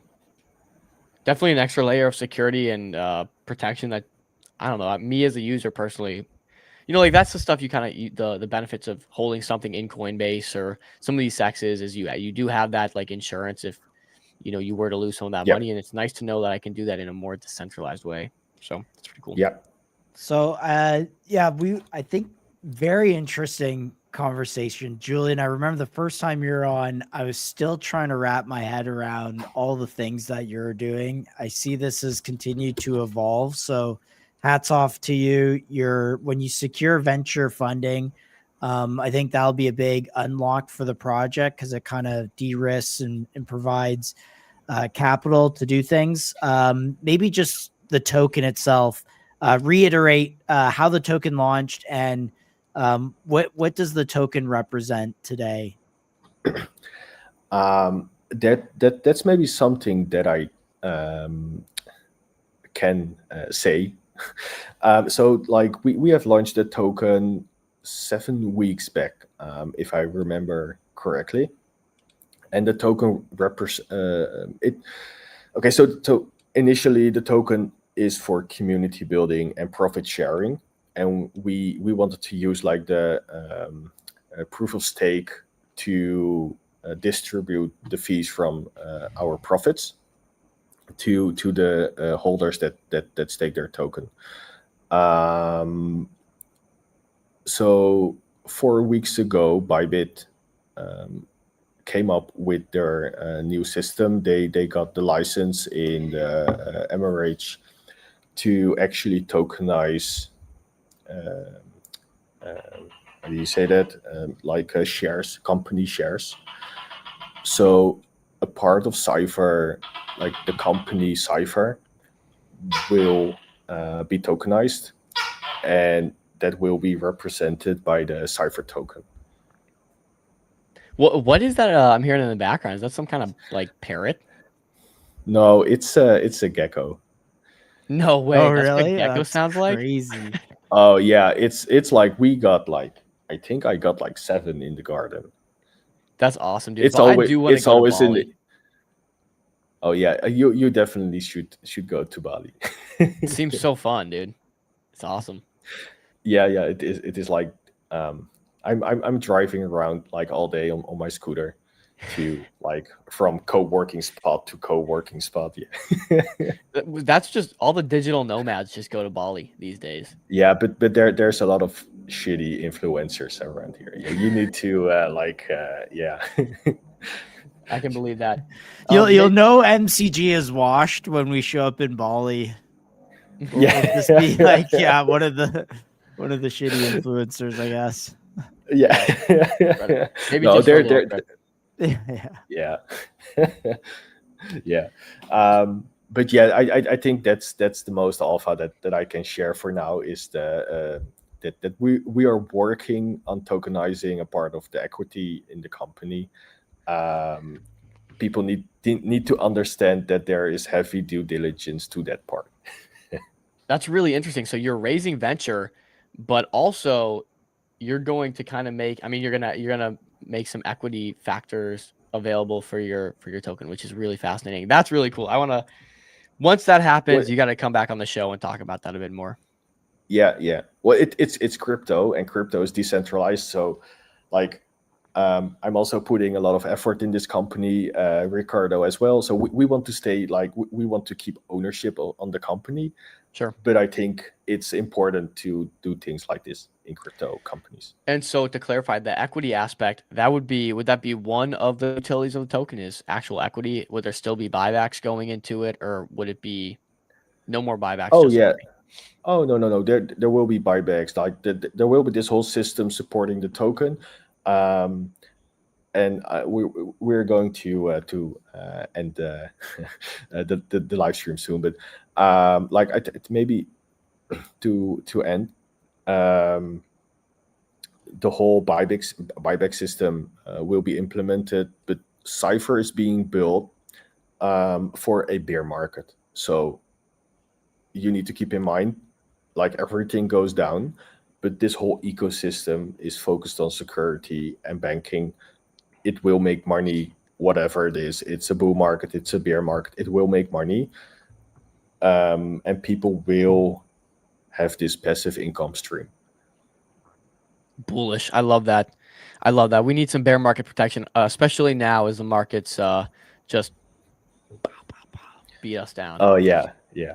H says wallet 2025 or 2026. Ooh, that's a line in the sand.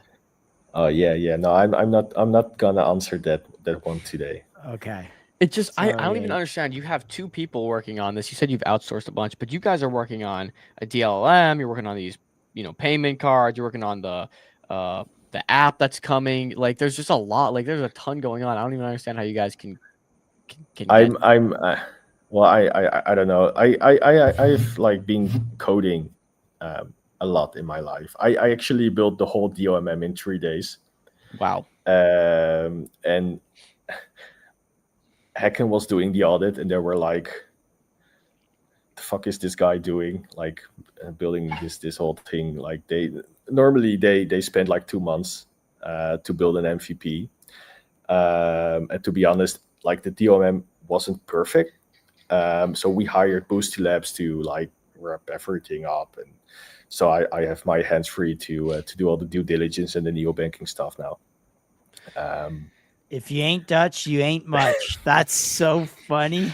It's right? it's the head. It's the head. I think You need like a bald on founder. Solana.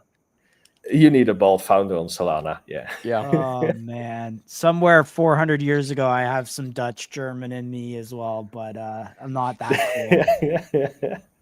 That's All great, right. though. Building the DLM in 3 days. Awesome. Yeah. Julian, we'll wrap there on that. We'd love to get you back on soon, man. This is pretty exciting. It seems like the product and ecosystem just continue to blossom and expand here. So who knows what you guys are going to do in 2026? All I know is it'll be covered on MCG, and we appreciate you coming on, brother. Yeah. Sure, man. Thank you for having me. Awesome. right, Excited stay, for the man. equity, dude. Peace. Yeah. Yeah. Cheers. Okay. See ya later. That's an awesome initiative that they're kind of putting their foot forward and saying, hey, we want to make this tied to equity to some Yeah, capacity. I mean, look, there's a lot going on there. There's a lot of execution that needs to happen on that one. So keep that in mind, guys. There's a lot of execution there that still needs to happen. But if they drop the wallet, it slaps. It does great. The security stuff works.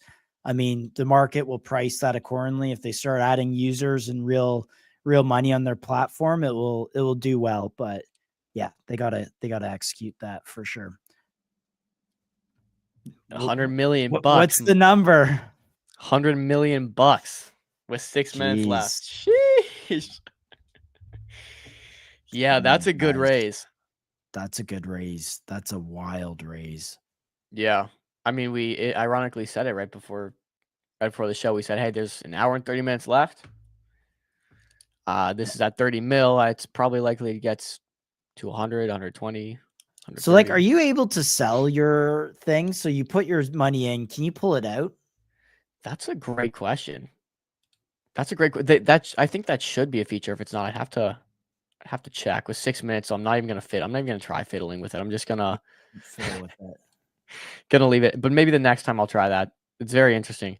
I think you should, bro. If maybe it should be one of those things. If you get past an oversubscribe point, you can like take out. I think you probably should be, and I think you can if I remember correctly.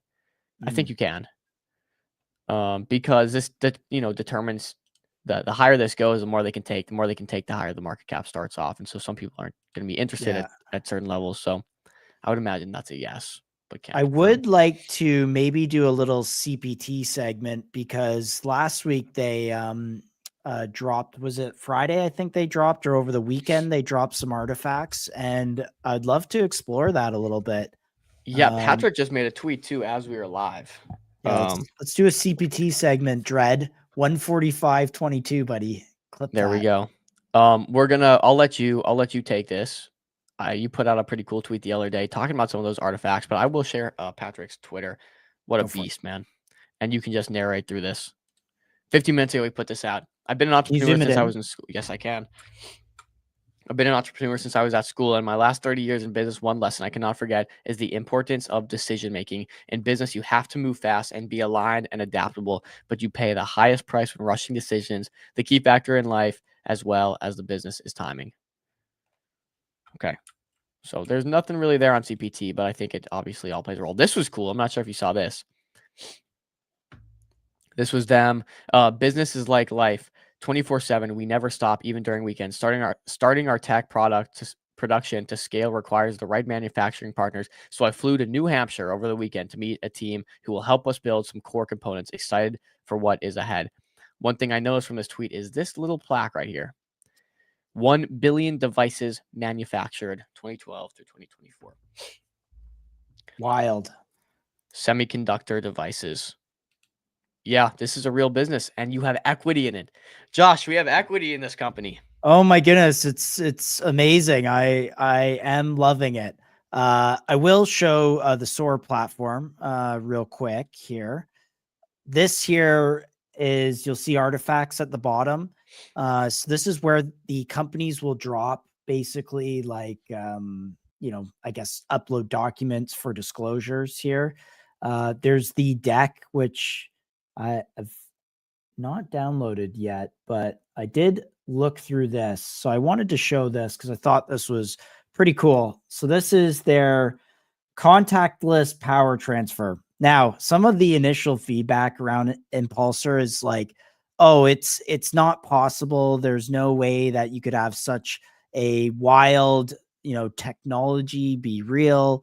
And I understand that feedback. This might not be an investable thesis for everyone, but they did create some documentation around exactly kind of how they were doing this. So I'll show you kind of the core use cases first. So they showed these two documents here about the different types of charging that they would use with the drones. So one is they'd have these stands where the drone would fly through this kind of like magnetized coil, if you will. And the kind of imagery it would have is you would maybe have a line of these stacked up. So there would be like 10 in a row, let's say, and the drone's just kind of flying through it and it's gaining charge. And on each part of these octagons, like I'll show you here, there's capacitors that are creating a magnetic field. And so as long as the drone, which has a, in the design, has a, in here, what was it? Maybe it was this one. It has these receiver wires in kind of the casing of the drone itself. It could then receive that electronic charge and thus charge a battery. And so the drone, you could think of it, if you had like 20 of these towers stacked in a row, it would just kind of like fly through it, loop through it. In the patent actually up here, they mention something about, let's see, the multiple receiver circuits improve current quality and boost power capture efficiency. So yeah, so that's one method. The second method, the more interesting method for me, is a horizontal loop. So you can imagine this being a, kind of like a hula hoop on the ground that's elevated, or what's a spike ball, net, like a bigger spike ball net, and the outside rim. Do you know spike ball? I Yeah, don't dude, I know. love spike ball. Yeah, I love spike ball. So anyways, the drone would then kind of maybe sit or hover in it. And I think the use case here is like, there's a lot of like firefighting use cases, or surveillance or security, or in war zones. There might be a munitions component to this. Of course, we don't want to promote that, but the drone might sit in that magnetic field, get charged, fly out, and maybe they kind of alternate. There might be 2 or 3 drones that kind of are on this loop of flying in and out of this kind of coil, so that there's 24/7, constant prevailing security or surveillance around it, and they just kind of go use their charge, come back, charge while the others are out flying. So you can imagine that being kind of a core use case. So I thought this was really interesting. It gave a little more kind of context. This drone model, I know this doesn't look like the core quadcopter that most people recognize, but this methodology for drones actually really being used for like things like drone interceptors, or like an actual munition, where you can imagine that the blade is at the back, and then this kind of acts as like a wing going through the air, and then it might have a camera or some sort of munition on the front that goes to a target or intercepts a target, and maybe it doesn't even have a munition, it just kinetically intercepts a target. So those are kind of the use cases that we're seeing around these kind of things in the real world. But yeah, really interesting. I think they need to show a proof of concept for this, but the other ones were things like, car charging without plugging in. I think that's a really straightforward use case. I mean, you could have something like this sitting in the cement of the garage, and you just roll your car in and it charges right there. Like kind of like how your phone sits on a pad on your, wirelessly charged on a pad. Either way, at the end of the day, I remember 10 years ago, wireless charging was this obscure concept, like no way that works. And today it's pretty ubiquitous among electronic devices. Again, this likely scales up and continues to grow. So. Yeah, dude, I agree. I think ultimately this is a huge narrative.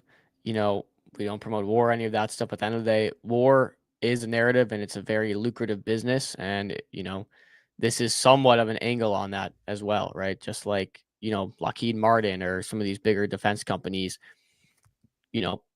here's a chance to get a piece of. I'm not saying this is a defense company. There's so many angles to this, but it is one narrative that I could see getting pushed in the future. Also, the DEX has been updated, 1.8 million market cap. There we go. We no longer have to, people don't have to guess anymore what the market cap is. 1.8 million. I continue to like this. I continue to like this trade, and I will hold. So, Yep. And Patrick is, he's done it before. He's ran it up before. And if there are, may or may not be contracts here for actual orders for this. If there are, I think this reprices higher because there's meaning to this business. Obviously, the IP has been secured through even a patent filing, but you got to commercialize it. So that's kind of like the next step is proof of commercialization and then getting a contract.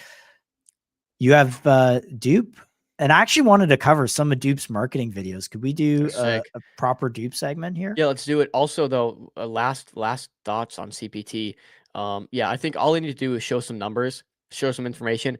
Ultimately, this company is probably much higher valued than a $20 million company. They're probably raising higher than that, or could raise higher than that. So I do think this is probably cheap here. And I think this reprices with more information. I think that's the biggest thing that's lacking right now is people don't have the information to get them bullish or actually think this is a project that's worth more than the current market cap, which I would argue it is. So I think with some more numbers, some more contracts, some more proof of something other than an idea puts this at a higher valuation. So those are my final thoughts. Do you have a tweet open? Is that what I can? He or did is say there's that some contracts in the works on our stream. I think they also said they have government contracts. So That's Yeah. what I'm saying. Like, one of these government contracts could be worth $1.8 million. So, $1.8 know. billion. well, yeah. I mean, look, the government throws.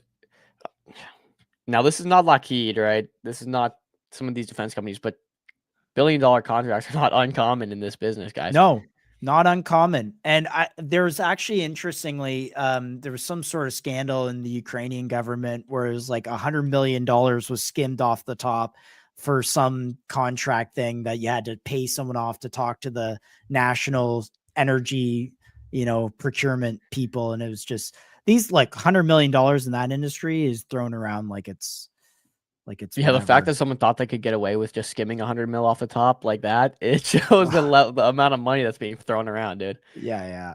100 mil. No comment there further. Yeah, let's do this. I got a Duke tweet. I'll pull up right now. Yeah, They let's were do on Fox Chicago. yeah, let's do Or, this you know one. what? Before Dupe though, we might as well.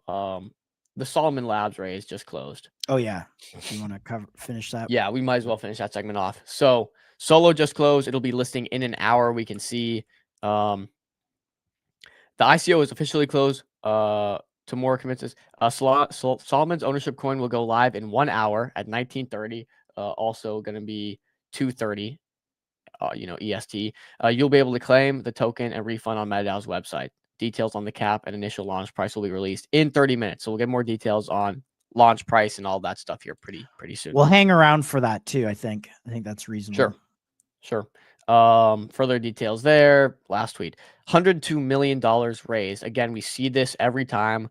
Just a large jump towards the end. They basically capped off at 103 million. Pretty impressive stuff. Okay. Dupe time. Fox Chicago, may I meet you? Yeah. Classic. Funny enough, on the left there, that guy, I thought that was Bobby at first. I was like, oh, interesting. Oh, And then yeah. Not All Bobby. right, play it. This is 8 minutes. Yeah, maybe 1.5 or 1.25. Yeah. I can't hear it, Dom. You might have to reshare it. Reshare your tab. As I do. Here we go. Let's watch Bobby's Chicago interview. We are joined this morning by Bobby Ghoshal. He's the CEO of Duke.com. Thanks for joining us, Bobby. Good morning. Hello, Chicago. Thanks for having me. Hey, where are you joining us from, Bobby? I'm in New York. New York. New York All City. right. Thanks for breaking this down for us. We want to start off by asking you about a topic that a lot of us are using these days. That is AI. Is there any way to engage AI to help us navigate Black Friday this year? Yes, absolutely. So there's a tool, and I'm going to throw it out there because it's my tool. I'm going to talk about it. Duke.com. Go check it out. We just launched an app last week that went #1 in the App Store. Turns out everyone wants to shop with AI because everyone feels like they're getting ripped off. And Dupe has built the greatest anti-consumer rip-off tool that helps you find the same products that you want for a whole lot less. AI is really good at very specific things. They look at millions of products all together. They're price tracking millions of products. And when you tell AI you want a thing, whether it's a shirt, a lamp, a shoe, a handbag, it looks at that product. It finds similar products for you. It'll look at the price history of that product and tell you, hey, now's a good time to buy, or maybe it's not such a good time to buy. It does a bunch of research on your behalf, and it helps you make more informed purchase decisions. That is what AI is there for, to build that confidence for you before you buy anything online. Okay, so how is this? I guess this loops in with Black Friday. Is this going to be tracking specifically on Black Friday, like a special, Black Friday sales? Is it looking for those particular words? Totally. Yeah, it's got basically, well, forget the words for a second. It's doing a live assessment of prices across the internet. Okay. So it doesn't matter whether it's Black Friday or not. Yeah. On Black Friday, it'll have the Black Friday prices for you. Guys, we built this tool about a year ago. I was ripped off. I bought a piece of furniture online. I way overpaid for it. I did a bunch of research on it. Turns out a lot of these products that you're looking at online are made in the same few factories. Brands buy them from these factories at different prices. They name them different things. And as a consumer, you end up overspending because you don't know how to do the research. I've Right? seen And this. so- Yes. Yeah, that is just how, that is the state of buying stuff online today. And we just need to get smarter about this, especially around Black Friday. All right. So how does it work via Dupe.com instead of going to Chat GPT? Some of the ones for some of the AI that we're more familiar with. Hey, find me the best deal on a 82-inch flat screen. How does it work on your platform? I love this question. So, by the way, it turns out TVs, great time to buy TVs around Black Friday, which we'll get into. So the way Dupe is different, I like to say that ChatGPT is like a general tool. Think of like a Swiss Army knife. If you're a chef, you're not using, you could cut a tomato with a Swiss Army knife, but why would you do that? Use a shopping app and a shopping AI tool that does shopping well. don't use a generalist tool. So it's very different because it does the price tracking, it does the similar item kind of dupe finding, it does the price, the product research on your behalf. It does a whole bunch of stuff for you that some of these other AI tools don't. So it's very different on that front. And the first question off the top, what should we be buying on Black Friday and what should we be buying on Cyber Monday because the sales are different? Dupe. We'll see. I do. Like Black November, all right? Like the sales are happening all through the month.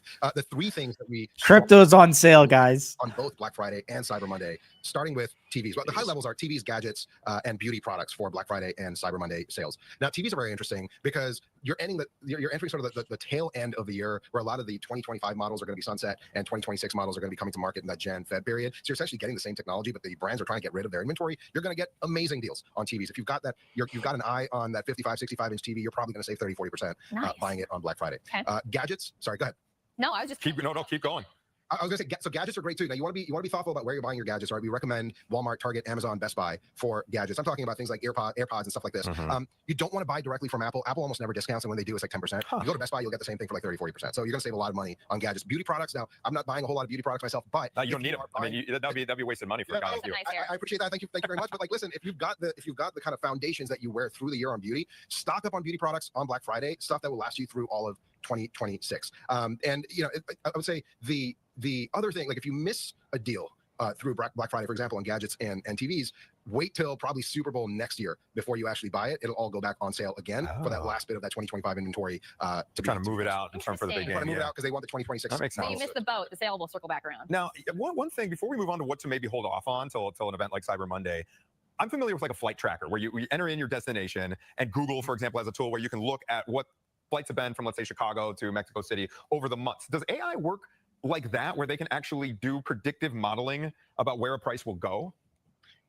Yeah, so it can. So you can look at historic data. So for example, it's very dependent on years. If you look at 2024, the biggest selling thing Black Friday 2024 were electronic gadgets, right? It wasn't toys, it wasn't TVs, it wasn't sporting equipment, it was like electronic gadgets. You kind of have to assess, is this going to be the year where that's the case again? AI probably won't do a great job predicting it because it doesn't have the inventory details of what brands are sitting on. The best way to think about what will go on sale is what the brand really needs to move quickly. And this is, we're in like a very weird year because of tariffs and all the cost of goods going up. Brands are trying to buy back some of their margins. So the pricing is very much in flux.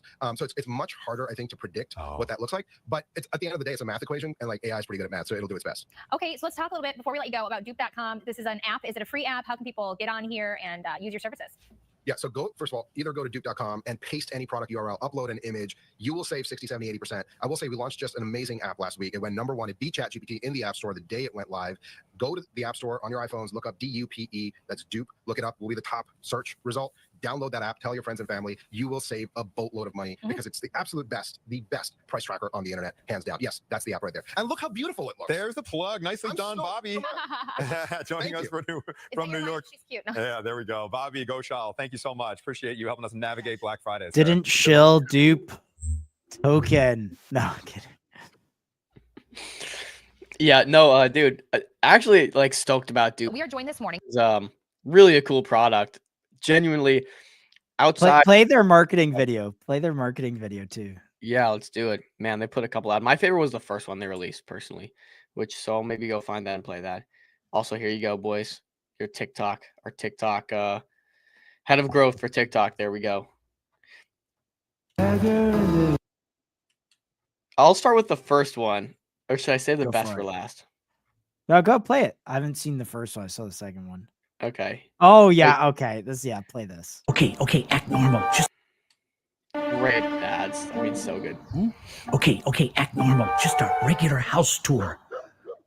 Welcome to our beautiful living area. I'm glad this place comes furnished. It's beautiful. Couch. It's only worth an about Italian sectional, $8,000. but it's $8,000. Are you nuts? It's too expensive. But I do love the vibe. Oh, here's our master bedroom. Okay, follow. And this bed frame. I could just Genuine dupe it and mid-century ditch, modern. but I need a distraction. Only $5,000. All right, real buyers test things, Tom. You're not panicking. You're inspecting. Oh, good. A real distraction. That was going to get weird. Mr. Sprout, I think I may have to step out a moment. Okay, I think she's gone. Go. Ciao, my plushy Italian friend. I can't afford you, but I can dupe you.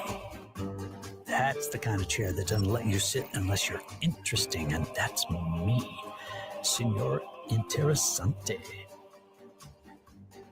Minimalist, pretentious, perfect. Exactly my vibe. Ooh, this bookshelf is gorgeous. I bet no one reads these books, though. All right, I think I'm done here. I didn't buy the house, but I bought everything in it. Genius move, Tom. Genius move. I love the bar then. I didn't buy the house, Yeah. but I bought everything in Girls, it. I'm at my open house. I'll call you back. Jeez, that's good.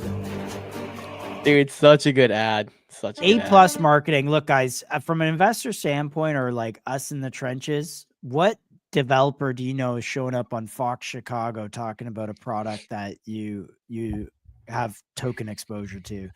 And every new account, what do they have to do? They have to go to the open market, buy dupe, and then onboard that user. So By he means dupe. I mean, the dupe. person. That's right. No, it's true, guys. Go download the app. Check yourself. As soon as you sign up, there's invite person to earn dupe points.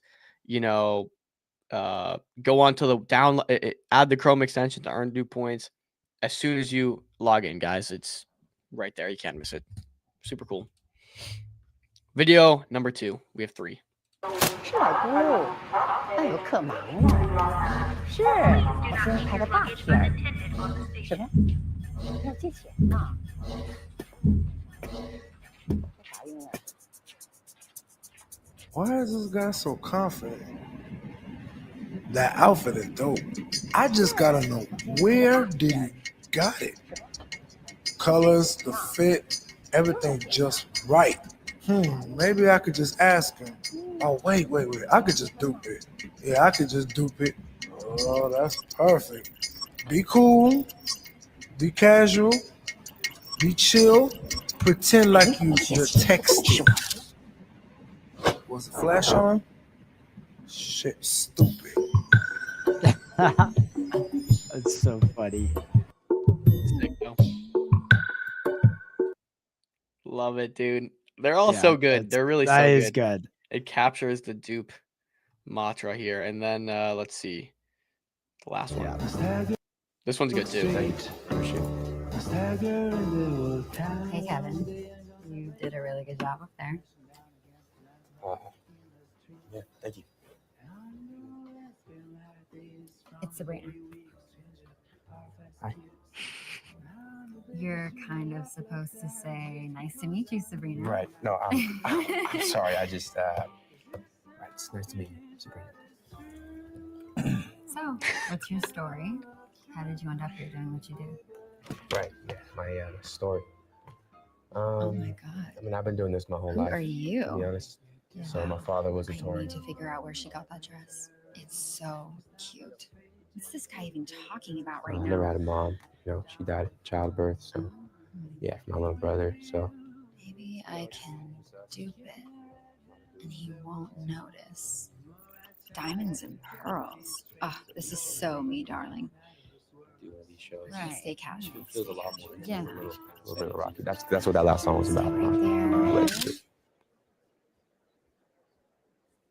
Oh, there goes my soulmate. Love that for me. I mean, simple examples. Yeah, guys, I don't know. Yeah, this is like one of those where you have shit coins that are worth $50 million and this thing's at 25 mil. I think the mechanism's clear. The ads are quality. This is in one of the top products in America today. And you know, it's the chart looks good. Like it looks Chart looks good. Chart looks real good to us. Fintech Collective owns a starter 1% of this, right? They invested at, starter position. They invested 1% in the token, guys, in the token. So clearly they felt confident enough in the mechanism that Bobby's put together here. Liquid funds like the token. They like the token. Huh, and look at this. Okay. This is an interesting one. Didn't even think about this. Getting some bids here after the Solomon raise. ZDLT. We remember ZDLT, right?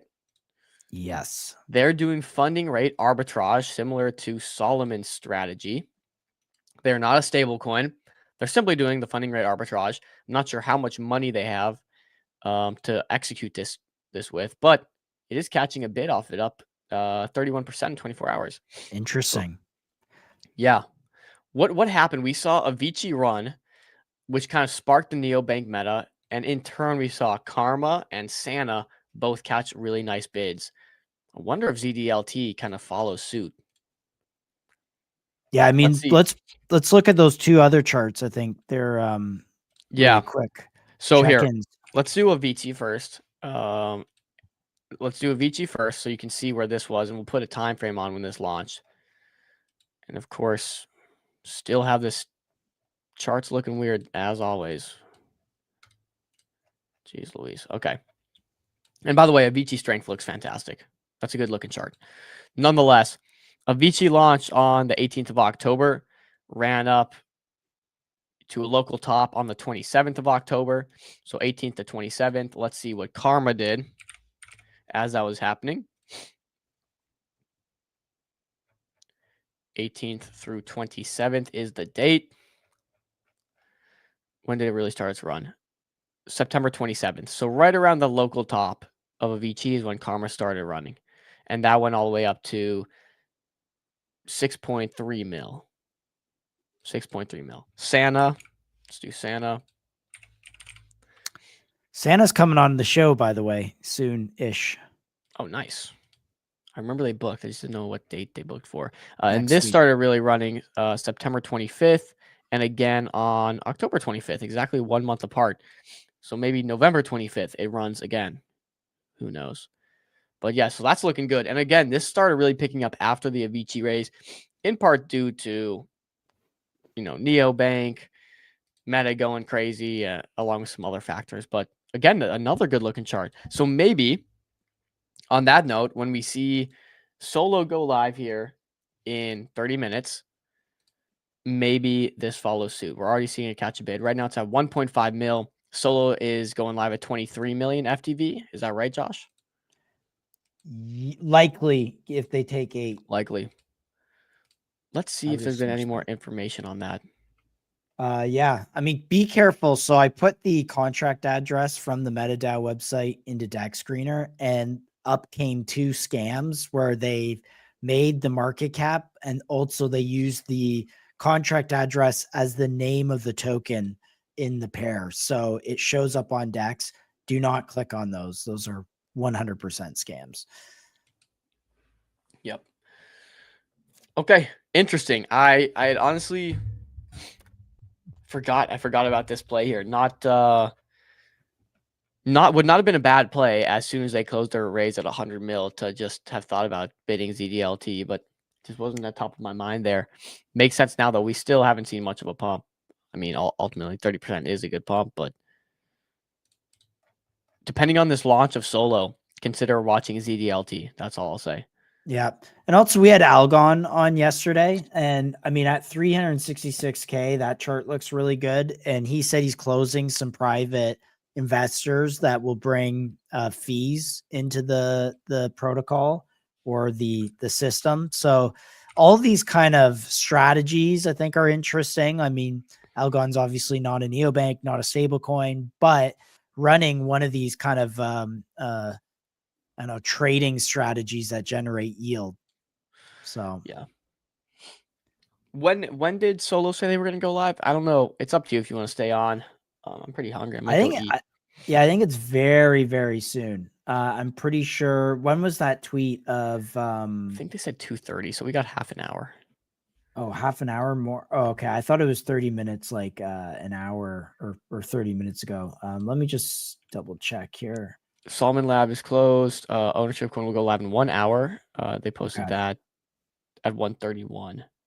So yeah, 2:30 it would be. Okay.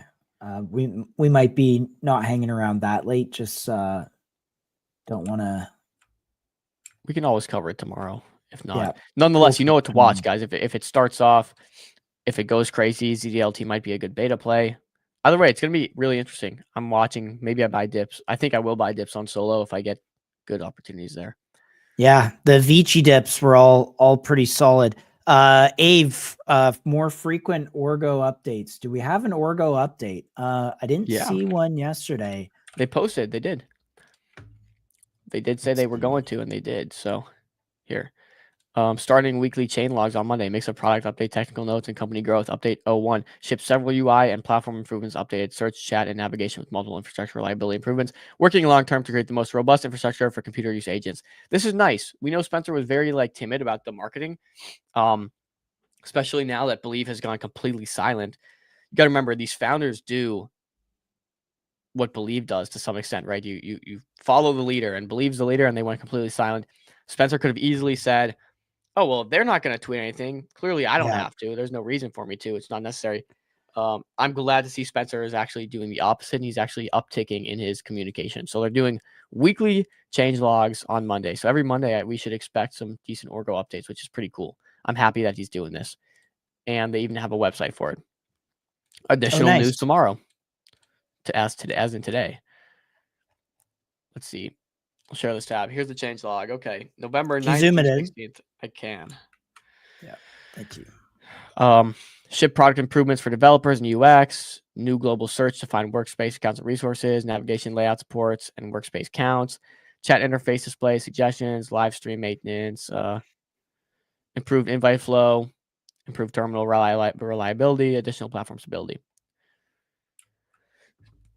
Excuse me. So I think during these change logs, now is this only going to be technical, or would we also get hey, we raised X amount from X, this person was the lead investor in this raise at this valuation? Probably technical.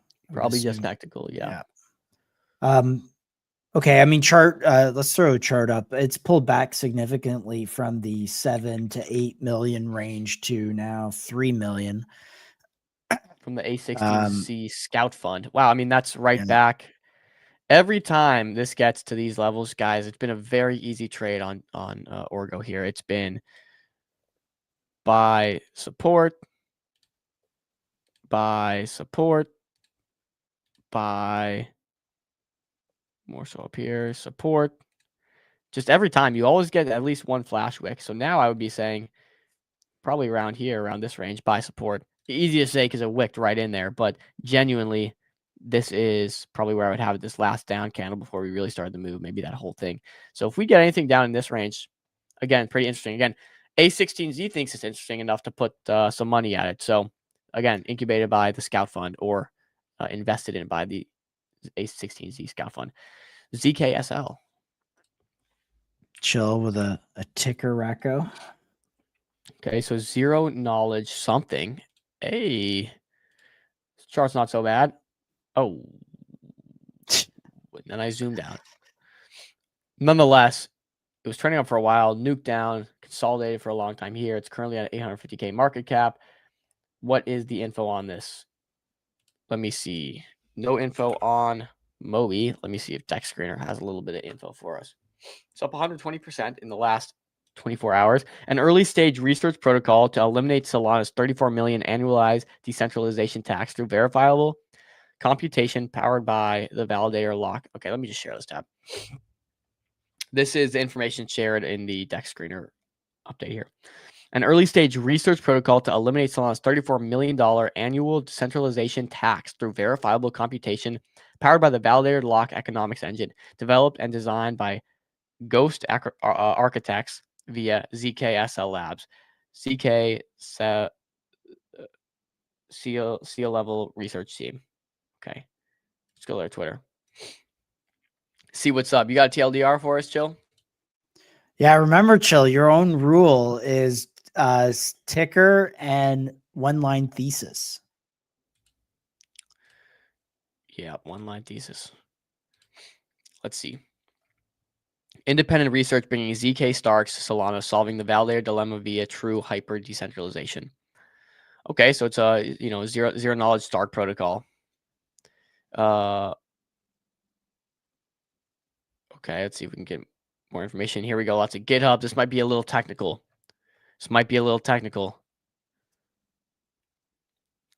Real Stark prototype air, genuine Winterfall proof over real DevNet data, no mocks, no, not a toy.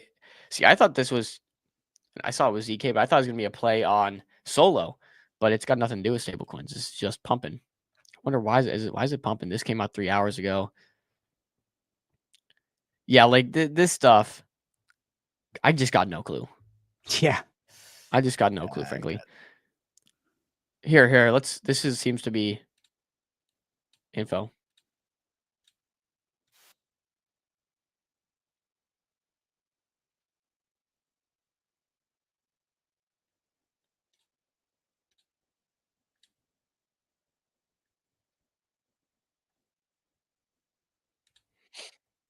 Yeah, I can't hear him talking. All right. We reshare.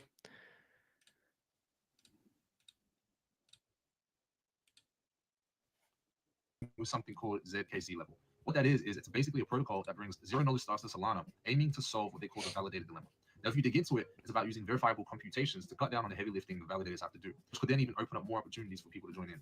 What they offer is this architecture built around 3 layers that work together to handle cryptographically verifiable state transitions on Solana.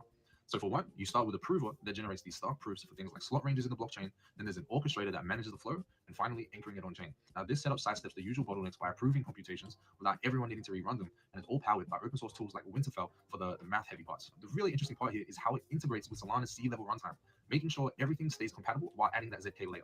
Let's dive a little bit deeper into that validated dilemma that I mentioned, right? It's this issue where running a Solana validator requires pretty beefy hardware, which ends up costing the ecosystem over 34 million a year in what they call a decentralization tax. Now that leads to fewer validators and a lot more centralization, right? But with ZKC level's approach using Stark proofs, you can verify state changes cryptographically without needing all that power. So it's a subtle but powerful shift towards hyper decentralization, where anyone with ladder setups could participate by relying on these proofs. This is a good video for some technical jargon like this. Without the trade-offs.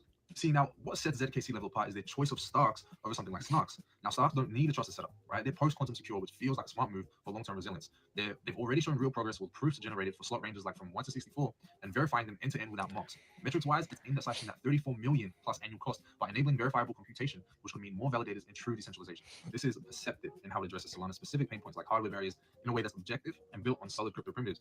So, look, wrapping up the bigger picture, ZKSL Labs has moved past the proof of concept stage. They've got a DevNet running with real Stark proofs and signatures, and now they're kicking off Operation Ghost Ship to upgrade to a full testnet. That means it's public auditable deployment with everything from provers to indexes, all reproducible. It's literally the steady build towards integrating ZK deeply into Solana. Now look, if you follow these guys on X, you'll be able to see their regular updates, pretty much daily. You'll see their commitment, like committing code for on-chain anchoring, real RPC guard fetches, and so on.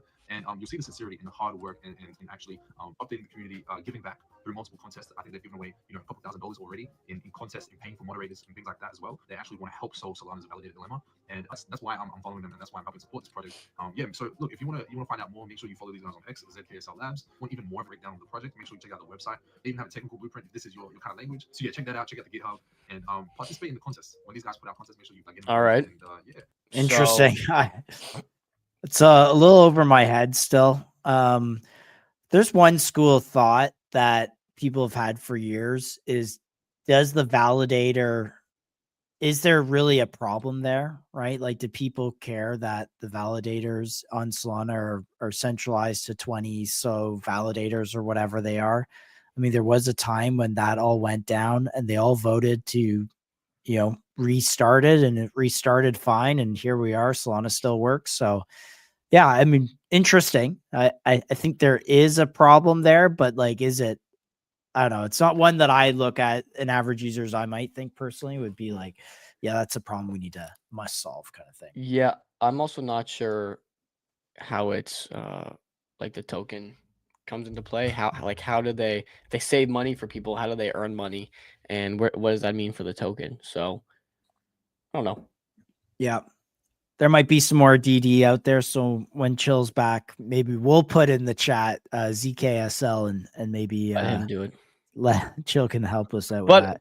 It is off a pump, so something to watch nonetheless. It's been building. They've been building for a while, which is a good sign. I would say if you are looking at a project, at least from that standpoint, they're still here, and they've launched now over 30 days ago. So they're still here, still building, I guess making some sort of progress, which has sparked hope in the chart. So that's at least a good first sign. Yeah. We got more info on this Solomon Labs raise. The Solomon Labs. What did we say? What did we say? What do we say? We said it. This is right here. 80 cents. Oh, 8 million. The Solomon Labs team has decided to cap the sale at 8 million, which again, yes, they went over on our show. This sets the initial price of 0.8 and the initial FTV of 20.6 million. The launch received 102 million commitments, meaning that everyone will be refunded 92.2% of their committed USDC live in 30 minutes. So again, like the Whale Games math here is for every $1 you guys wanted to get filled on, you had to put $92.2. Okay, so if you wanted to get a $10,000 position or let's call it $1,000 position, you'd have to put $92.2 thousand in. That's wild. Yeah. Yeah. So Whale Games through and through. I mean, at some point, does that just not really? People are just like, what? Like, this is a little odd. Or what do you think of this? Yeah, I mean, it's hard for anyone that's got, you know, $5,000, $10,000, $100,000 even, to get anything significant in terms of their portfolio, right? If you had $100,000 portfolio, you put the full thing in this, you know, you're only going to end up getting a little over 1%. If anything, this kind of hurts the small investors. Like, you know, you think I want to put my $500 in and I'm going to have, you know, $452 back, you know, and I only get $50 fill. So I only get even like less, right? You know, 60 tokens. Like, come on. Like, I just kind of, yeah, it's hard to see those people make any significant money enough to evangelize for this. However, you know, I guess the question is like, is it a feature or a bug? We talked to Prophet the other day a bit on this. Like, what he said himself is it's not perfect. It's not perfect. And then he implemented a system, or at least is thinking about implementing a system where it's like, okay, based on how much of the tokens you hold from past raises, grants you like an ability to enter a certain amount into the upcoming tokens. Yes, but also, how do you get the past tokens if you're only getting filled on, you know, $1 out of $100 deposited, right? Or I guess in this case, $8, excuse me. So it's like, I could see the strategy where it's like, you know, you have points secured. The more points you have, the more you can invest in upcoming projects. But if you haven't gotten into the past projects because it's been Whale Games the whole time, you know, how do you earn points for the next raise? These kind of questions. So I don't know. There's ways to think about it. Is it bad to have a bunch of whales in here? Maybe it is. Like, maybe it's a good thing, right? Maybe you have a bunch of whales that commit $100,000 plus. They only get a few $1,000 out of it. So they're like, well, I don't care. I might as well just keep it moon or dust. And then maybe you have some strong holders that aren't willing to sell because the dollar amount's pretty meaningless in terms of broader portfolio. That's a good point. It then becomes like you have maybe stronger hands that hold more and more of the supply versus, you know, the $1,000 guy gets in, flips it for $2,000, he's out. Yeah, you have the $100,000 whale, if you want to call that a whale. You have the $100,000 guy who actually only got filled on, you know, a couple $1,000s of that, and he's like, well, I'm up 5,000, I'm up 10,000. I've 5x my money, but I'm only up, you know, $7,000. Still nothing in terms of my portfolio. Maybe I take a little up, but yeah, you have those hands. So is it a benefit or a deterrent? I'm not maybe sure, but we'll see. That is the game being played though, as long as you know. Yeah, as long as you know. I'm just trying to do a little scout of the timeline here, and see if there's any. As for CPT, do we want to look up this Massimo company? It doesn't look like they signed any contracts or deals with them, but it was one of the options. This Massimo Semiconductor. Maybe just find some information on them, because if they do partner with CPT, like what size business is this? You know? Yeah, I'm gonna do that. This looks all right. I found it. Okay. Wow, they have a Wikipedia page. So let's see. Based in Irvine, California. Revenue $2 billion. Holy. 3,600 employees. So here. Wait. Revenue is that $2 billion? $2 billion in revenue for the year. Yes, this is 12 months. Okay. Revenue, $2 billion. This is Masimo. Is an American health tech consumer electronics company based in Irvine, California. Patient monitoring. 1989 was founded. Is traded and soon went public. Okay, they're on the NASDAQ apparently. They just right here. This is what you need to know: 2.09 billion in revenue as of 2024.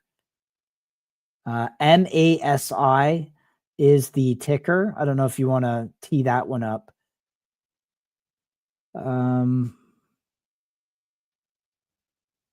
Yeah. So smartwatches, other monitoring devices. That is the logo. So it does seem right. $2 billion in revenues, this contract manufacturer. And here's the chart that Dom's showing. You're talking, but no sound. I'm talking, but no sound because my mic's muted. This is a good looking chart, Josh. This Yep. is listed on the NASDAQ. Since inception, since like the bottom here, it's up at peak up over 1,000%. This is a NASDAQ publicly traded company. What years are the bottom there? What's the context in the time frame? Wow, long time. 07. So this is during the recession. This is during the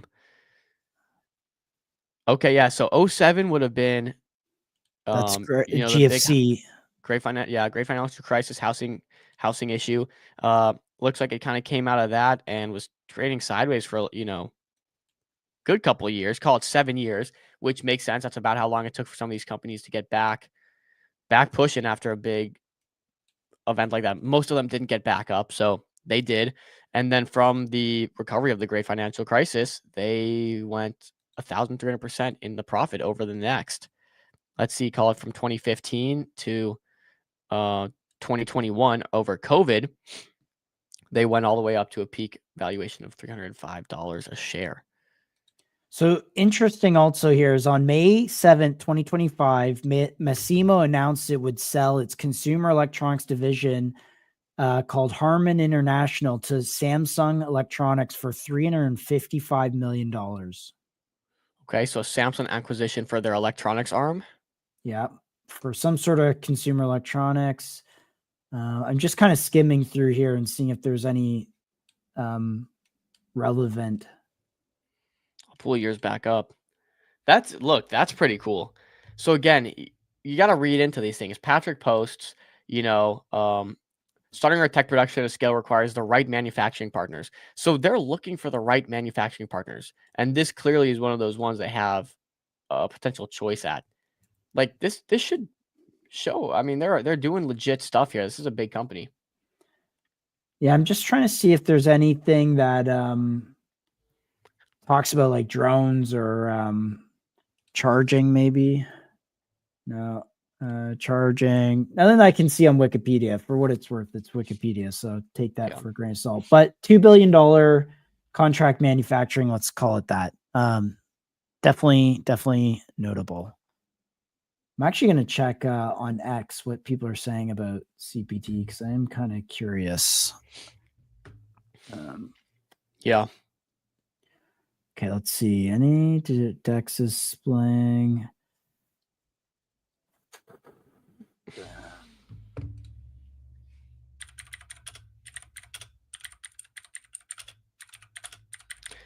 Yeah, that's pretty cool, man. I think, again, like we're moving in such a good direction on chain here. Finally, we have the SEC not just coming down on us. And so it's nice to see. We had a conversation with Cypher Labs earlier about how they're literally going to tokenize and create equity with a piece of their company and, add that to the token utility. We see Solo. You're going to get the, not only, you have a Vici for the banking rails as ownership coins. Now you have Solo as the rails for owning the money, right? I love the direction we're headed with ownership. Uniswap flipped on the fees. We got the fee switch on for Uniswap. Pump Funds got the fee switch on, although some people consider that, they're maybe buying $1 million in public, selling on the back end for what it's worth. I just think, you have Hyperliquid, 2 top 25 companies have the fee switch on. we're in an interesting, unique position. So, but this is cool, man. CPT, I think, is, whether or not you like it, it's an awesome development for giving some of our dang tokens value, dude. That's for sure. Yeah. Yeah. We need more to talk about. There's been no new launches. So No it's new been rough. launches, dude. It's been rough. Okay. They would be helping manufacture the electronic semiconductor components needed for CPT, would be my guess. I agreed. I think that is a fair analysis to get to something that they can actually show, or maybe even further. They've already commercialized it. Actually, I'll tell you this. If someone wants to make a pretty banging post, though, on CPT, I would go ahead and mention, I'd quote tweet that Patrick tweet. I'd mention the value of this company, maybe give some speculation and input. You probably have a pretty good tweet there. Maybe I do it. Maybe I don't. I don't know. I'm kind of lazy. Starting our tech production to scale requires the right manufacturing partners. I wonder if this is like them getting into the actual delivery of some of their contracts, maybe. Interesting. Okay. Just trying to break it all down, guys, for you. Yeah, that's some alpha. I'm glad we looked into that on stream. We got 15 minutes till. I'm like starving, bro, but Solo's going live. If you want to hold it down, you can. I'm probably going to go grab a bite, though. No, I might call it there. I think this is a good stream. We'll cover it tomorrow. Yeah, Ave, dude, Avi's ready to come for it. Dupe went number 1 on the App Store. Kled's going to go number 1 on the App Store as well. You saw the reaction. You saw what that looks like. Oh, it's Kled already launched. We'll be live in 15 minutes. I will send the CA in the comments here. Well, you know what? Let me verify this first. Okay. Let me verify this first. Oh, I guess they probably posted about it. In that tweet. Some people have given some liquidity to this. Where's the CA? Oh, yeah. Okay. So they posted about it on Jupiter.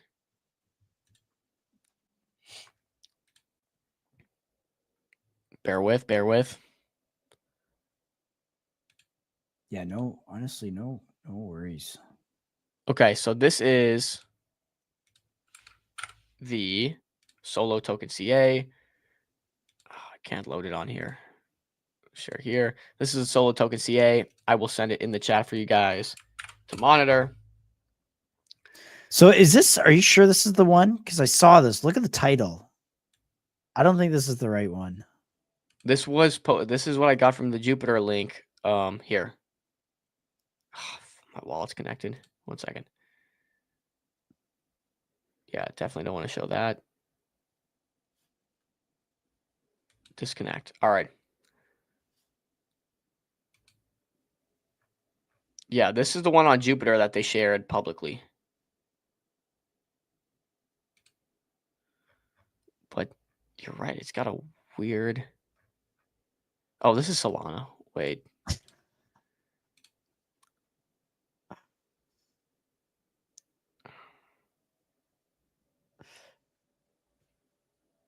It's on the for what it's worth. It's on the MetaDAO site. Yeah, it's on the MetaDAO site. I don't. Yeah, MetaDAO's at 141 million, by the way, and they just closed another raise with 100 million committed. You know what? Maybe if MetaDAO added a tax to the money you commit, right, 2%, maybe you wouldn't have people go in and throw 100, 100K, 500K, play these whale games if they added some sort of tax. Yeah, guys, I need to make sure you guys call this out. Okay, when you take the MetaDAO Solo CA and you throw it into DEX, you're gonna get something that looks like this. If you go down here on the right on both DEX and Mobi, it will have the CA, and this is not the correct one. This one is a scam one, 100%. So don't just post it in here and click the first thing that looks like $40 million because it likely is a scam. Just wait, let them post it, and then you can get it directly when they post it through their X. Just be very, very careful because I see this trading right now, and that's suspect. So isn't it supposed to also be on Meteora? This was on Radium, so probably. Oh yeah, if it's on Radium. Yeah, probably a scam. So we're gonna get it in 11 minutes from now, guys. So. Yep. But that's cool. No, bullish MetaDAO, bullish, the projects that are coming on there. Bullish ownership coins, bullish SOAR, and equity tokens, or I guess debt structured tokens. Yeah, this is cool stuff, man. We appreciate you guys. If you haven't, we'll do Kled. Yeah, how is Kled looking? Obviously, he's about to flood the timeline. Let's end with this one because it is in a good spot to. It looks like here. Dude, Kled's in a great spot. Fundamentals will win. My Mobi screener is bugging, so unfortunately, you're gonna have to do it over here. Yeah, Kled's in a great spot here. 24 mil. Again, another one. This is using the ERCS standard that Maya's working on right now. It will be equity anchored. They've raised at $100 million. They just raised 3 mil at $100 million valuation, right? So currently at a $25 million market cap, that would be assuming they give 1/4 of their equity to this ERCS token. Avi has said he's going to do over 50%. Whether he executes on that or not, I'm not sure. I think Maya's really handling that stuff on the back end. So this should at least be 2x on that theory. That being said, it's a growth company. I'm in some chats with Avi that most people aren't in, and I'll tell you this.